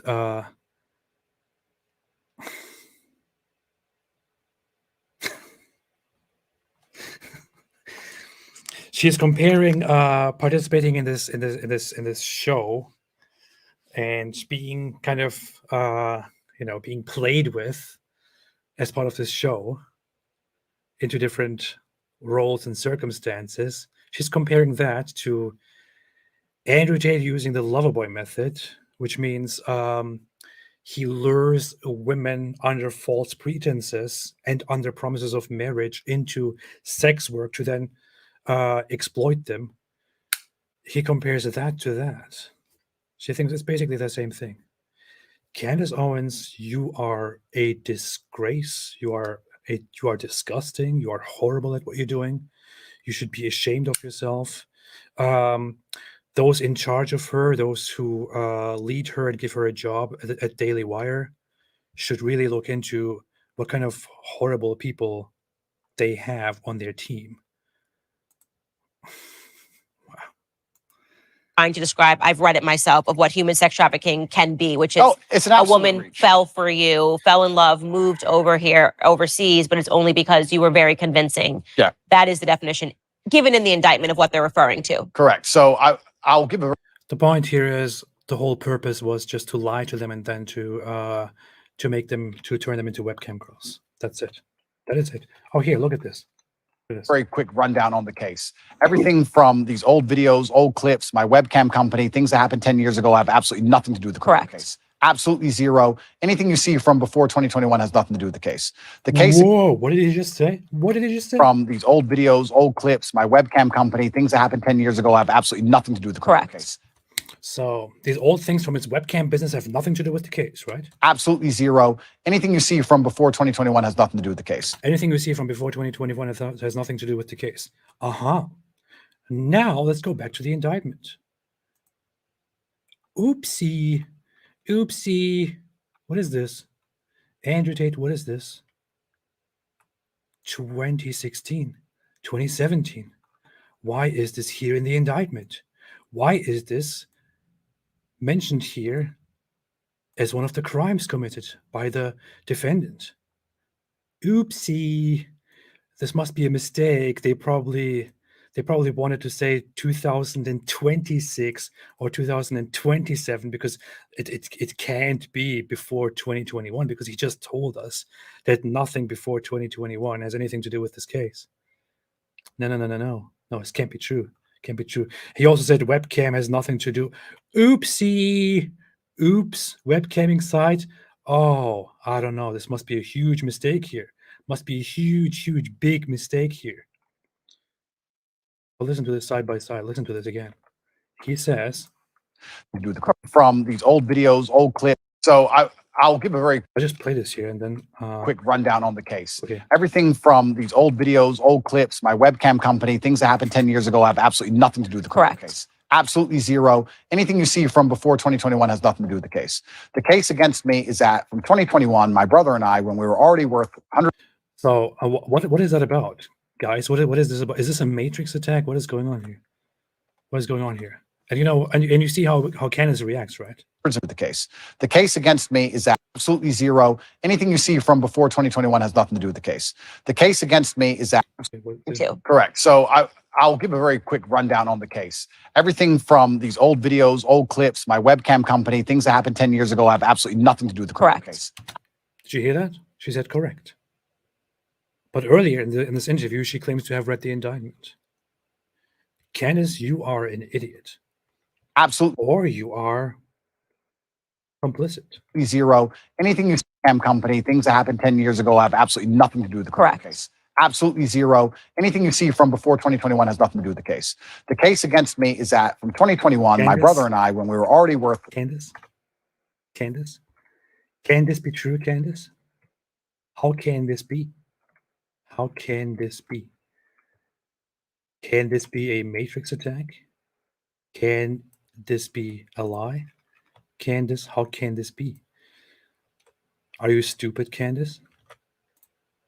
Hundreds of millions of dollars and already successful and famous, created an organized criminal group. And our intention was to convince women to move to Romania to make TikTok videos so we could steal the TikTok money. And TikTok. That's not what the charges are. And they mention OnlyFans. Correct. On the indictment page. And they say that you... This is the only good thing she did in this whole interview. The only good thing she did in this whole interview was to say, and they mention OnlyFans. That's the only good thing she did. I'm serious. She actually added, and OnlyFans. But did it do anything? No. Because he later still kept going on about how this is about stealing TikTok money. And the whole OnlyFans remark did nothing at all to the issue. Did this using the lover boy method. Yeah. And it almost reads, what's interesting to me and why I was compelled by this case is just that because they tremendously changed it. When they were investigating you, we were told that there was a woman who went to the UN who escaped your grip, and that, you know, she said, I've been held captive. And then after they investigated, they came up with what it sounded like regurgitated Andrew Tate videos. The lover boy method, which is in one of your videos where you're talking about women. So it seems like during that time where they held you in the cell, perhaps the initial case that they fed to the media fell apart. Yeah, I believe what happened. And the prosecution said from the very beginning that this is that he lured women with the lover boy method. Candace, I don't know, man. Didn't you do 5 minutes of research, or are you in on this? I just don't understand. Make it clear to me. Did you not do 5 minutes of research, or are you in on this whole thing?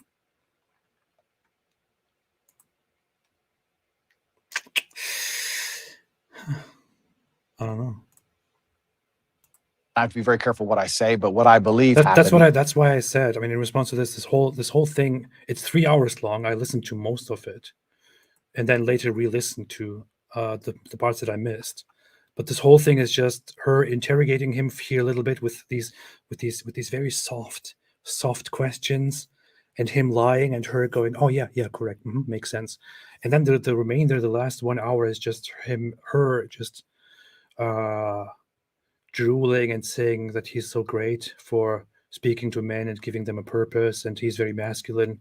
It's like a very bad porno that is like horribly executed, very boring and very disturbing. That's what this whole 3-hour interview is. Although it was supposed to be something enlightening for all of us, she's supposed to do her job of informing people and pushing this guy.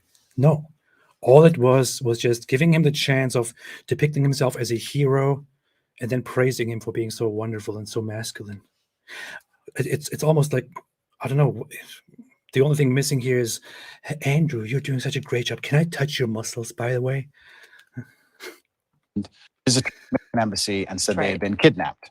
Though MS repeated requests to close the case. Disgusting, man.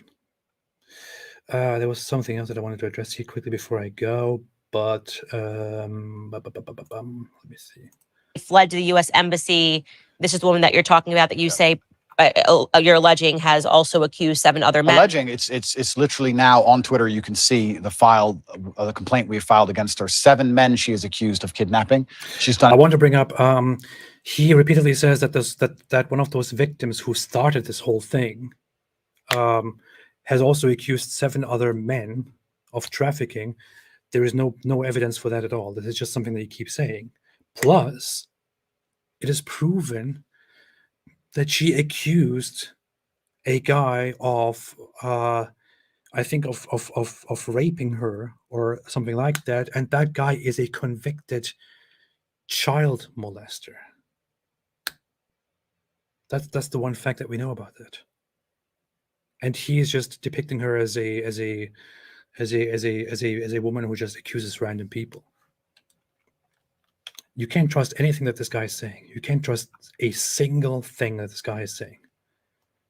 No single thing. Boy method, traditionally, the way it would traditionally work, the reason it was criminalized and added to the criminal code is that I would be a Romanian man and I would meet a Romanian girl. We would get married. Marriage is part of it. I'm not married to anybody. We'd get married. We'd move to a richer country. You go from a poor country to a rich country. That's false. That has nothing to do with the lover boy method at all. Let's say America. You put the girl into sexual work, let's say prostitution, and then I'll keep all the money and I'll control her or coerce her by pretending to love her. That's what they're saying. That's how it traditionally works. Mm-hmm. They've accused me of using the lover boy method because basically I was a nice person. This is again a complete lie, and this is not how it works. That's not how it works, and that's not what he's being accused of. What he's being accused of is basically, we went to this so many times, luring women with the sole purpose of turning them into workers, as he admitted on his videos in the past, because he's such an imbecile. That's it. And you know what's funny is this guy will eventually be convicted. He will be convicted for these crimes. I'm pretty sure of that. And of course, I'm just some random who says that. Criminal lawyer, Bruce River, he says there's zero chance for him to get away with this stuff. he will be convicted. That's what he says. And he worked in this whole, he worked with criminals, with criminal cases for over 20 years. He says there's a 0 chance he gets away. He will be convicted.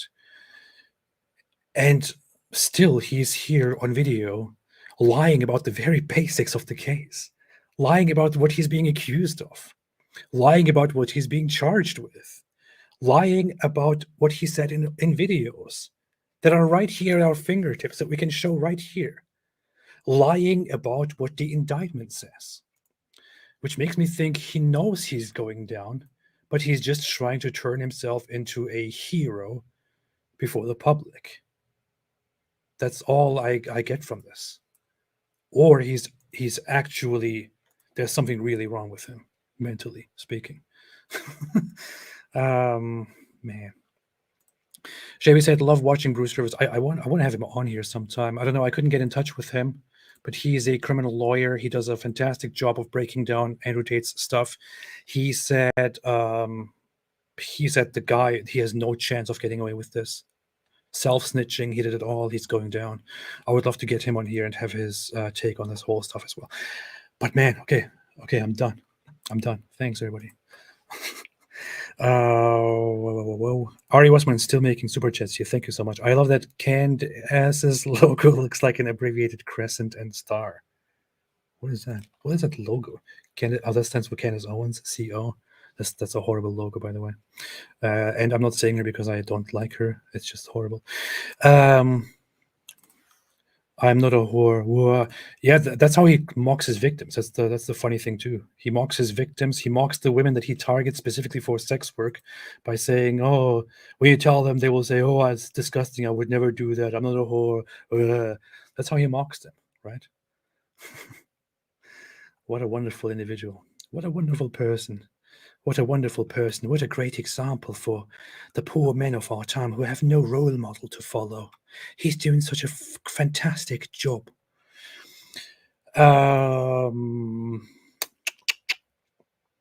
Taylor Dots keeps saying the Loverboy method isn't real and these women got what they deserved. He will see.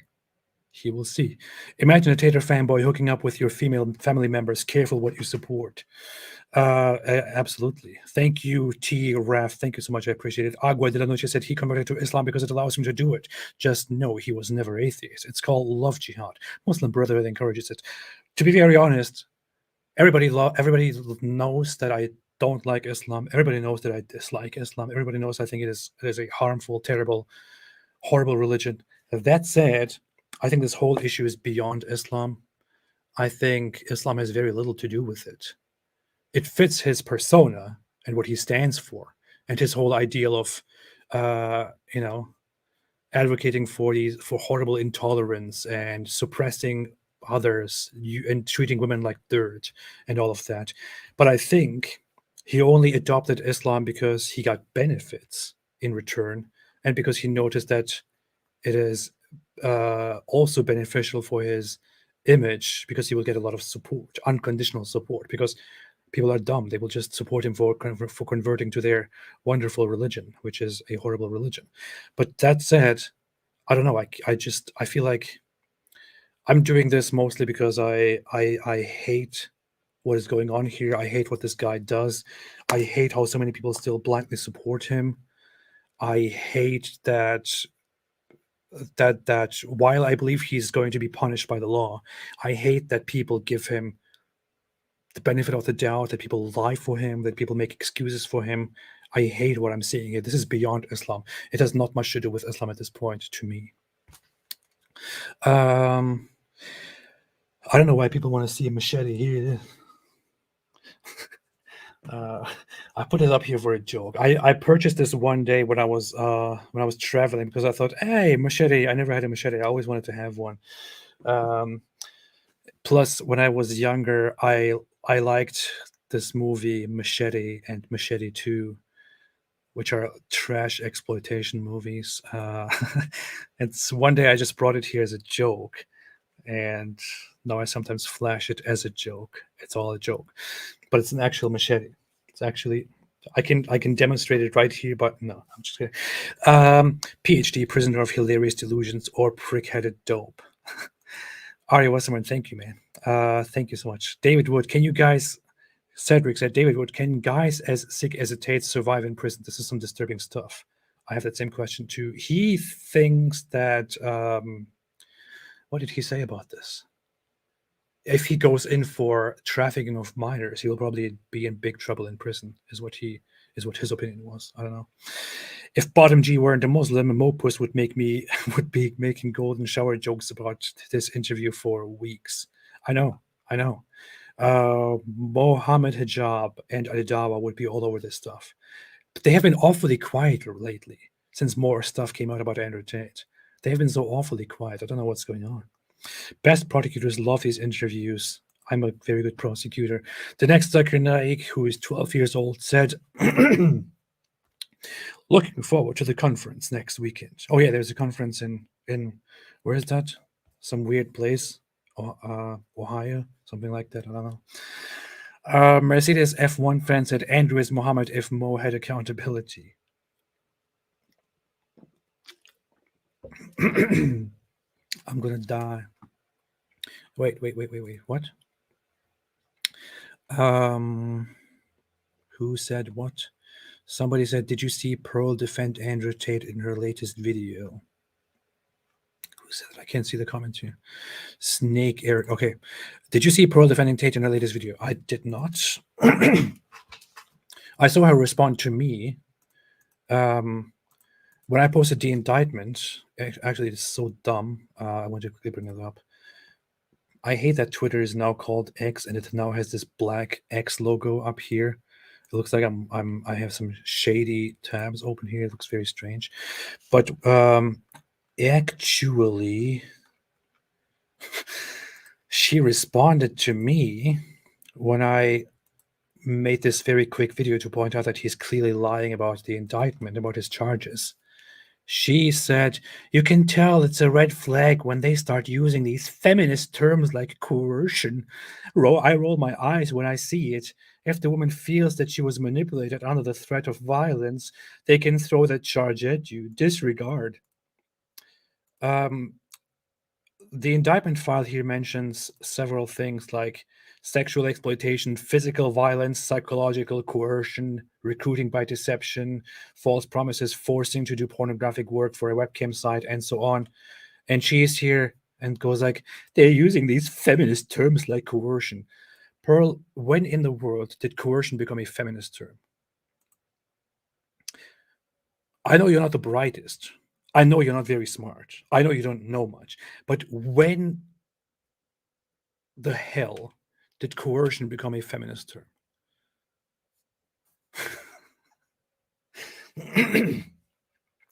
This could probably go back to before feminism. They had laws for similar things 200 years ago for abduction and using people and using coercion to lead them to do specific things.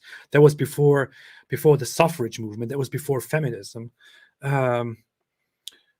where people prosecuted people for coercion and different things. Was that feminist language too? Then was like at the height of the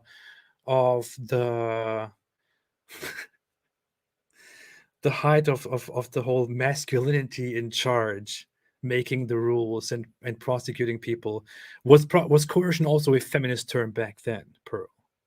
Are you dumb, Pearl? Is everything to you a feminist term now that you disagree with? If I say I don't like you, does it mean liking is a feminist term? If I tell you that that you're repeating complete nonsense, are you going to tell me that nonsense is a feminist term, which can therefore be disregarded? What are you doing? But yeah, I haven't seen her publish a video. If she actually did that, then I don't know, man. Growing Pain said, did you see her anti-Semitic song? She likes to go for Jews, but not for what type of guy the founder of Islam is. She made a song in which she basically said you can't talk about Jews without getting banned, which is very funny because she had a conversation with Nick Fuentes, who is a neo-Nazi, on her own channel, which she then took down because she couldn't handle the heat. And later she blames it all on Jews taking down stuff on YouTube.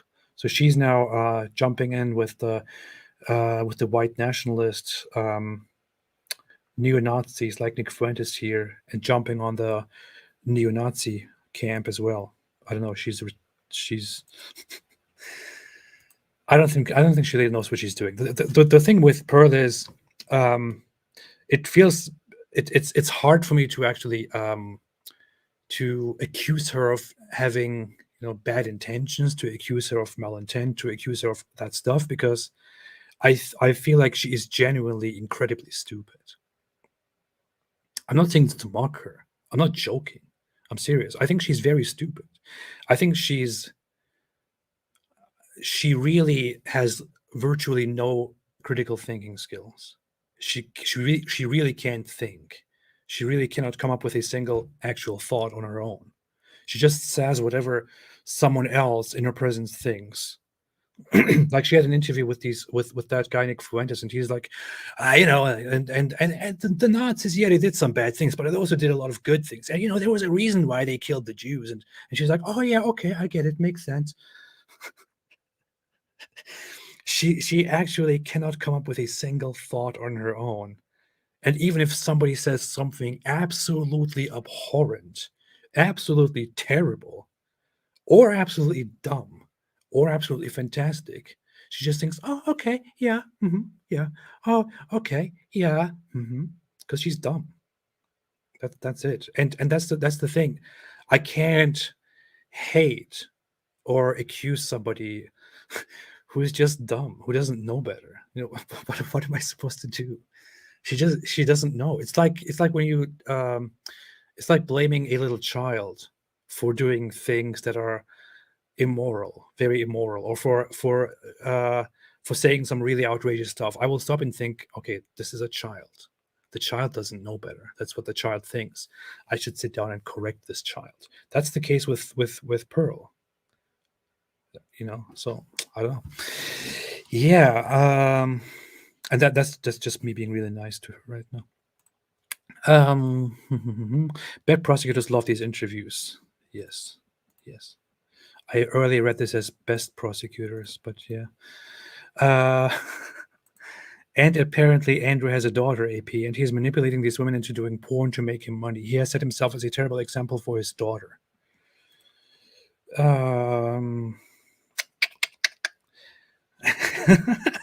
Romeo's dagger said, she's a woman, give her a break. I would find this horrible if this was said out of context, but yeah, that's basically her own logic, right? Her own logic is women shouldn't vote, women are dumb, women don't do anything right, men are going to save society. If women all disappeared, nothing would change because men do everything anyway. It looks like she has some weird self-hate, which she's then projecting on all the women, and thereby tries to throw all women under the bus and glorify men and let them do whatever they want, and women are just tools and stuff like that. But yeah, I mean, that's her logic, right? She shouldn't be talking. She's a woman. Seriously, if you are a woman and if you think that women shouldn't talk and women shouldn't think and women shouldn't vote, just it's probably a you problem. Just you can disappear and you can let other people talk, and nobody will notice, because obviously you weren't contributing in any way to society. Can't help but to think he had some face masculinization procedures done. I don't know, man. His face looked significant. I don't know. This it's weird, right? In that latest interview, his face looks more. This still kind of looks weird. Look at this. This still looks kind of weird. What a great shot here. It still looks kind of strange. I don't know. He's just a weirdo. He just tries to overcompensate for the lack of originality, the lack of personality. He tries to overcompensate with the most primitive things that he can come up with. Being a strong man, being masculine, having sex with as many women as possible, and using them for money. That's what he does. Because he doesn't know any better. He's trash. Absolute trash. This is the same genius who said last year that no honest person could say that Kanye West was a degenerate anti-Semite. Did he? That's funny. Hey, AP, I find Top Bunk G deplorable, but someone here commented asking for an exploration of the victims. Can you do a quick rundown on them? I would like to leave that for a different time. I think there's a lot of stuff surrounding the victims. We have witness statements from 4 of the victims. 1, 2, 3, 4. One separate one who is not listed here. Plus, we have 2 victims who say they are not victims because they are under influence and they were accomplices and are treated as victims partially. But the thing is, I guess I could break down the whole witness statements and their cases on a different occasion. I had a lot of chances for that. But there's still a lot of information missing. Redacted, because a lot of it will be left to the trials, and a lot of it is probably not for the public to know due to the sensitivities of the crimes and the actions committed here. But yeah, we have 7 victims, and 3 of them, I think, are active civil parties in the prosecution. So that means we have 7 victims. 2 of them say we are not victims because they're accomplices. 3 of them have become party to the investigation and the prosecution, and they help against Andrew Tate. And then we have others who just gave statements, but who are not further involved, as far as I understand it. Cat Canada said, "I'm so glad you discovered that Pearl is highly questionable at best." I know, and hey, glad to see you here. Happy to see you here, Cat Canada. Thank you for being here. Yeah, I think she just has a problem. She's not very bright. I mean, she came here one day on our live stream where we had to teach her about Aisha and child marriage and stuff like that, and I have to tell you, I felt this immense discomfort and immense pain just having a conversation with her. I told my wife afterwards immediately, I said, she's not very bright. And it felt very painful for me to keep talking to her because I feel like I'm talking to some really, really strange, non-intelligent person there. But hey, enough about trashing Pearl. Let's trash Candace more. Okay, now I'm done. Thanks everybody for watching. Have a fantastic day. I'll be back soon. I really want to be done with live streams about Andrew Tate. I want to move on to Islam. I want to move on to different stuff. I want to get back to what matters here right now. It's just that I feel like this whole Andrew Tate issue is right now. I feel too passionate, too strongly about it to focus on different things at the moment. And just when I want to move on, they pull me back in when Candace Owens makes a video defending him. But hey, thanks everyone. Diana, thank you for the stream. Thank you, Diana. You should stay in touch with me as a Romanian person who speaks Romanian. And thanks everyone. Have a fantastic day. And as always, stay away from Islam. Or, as this guy will tell you, who is a very good friend of mine, stay away from Islam.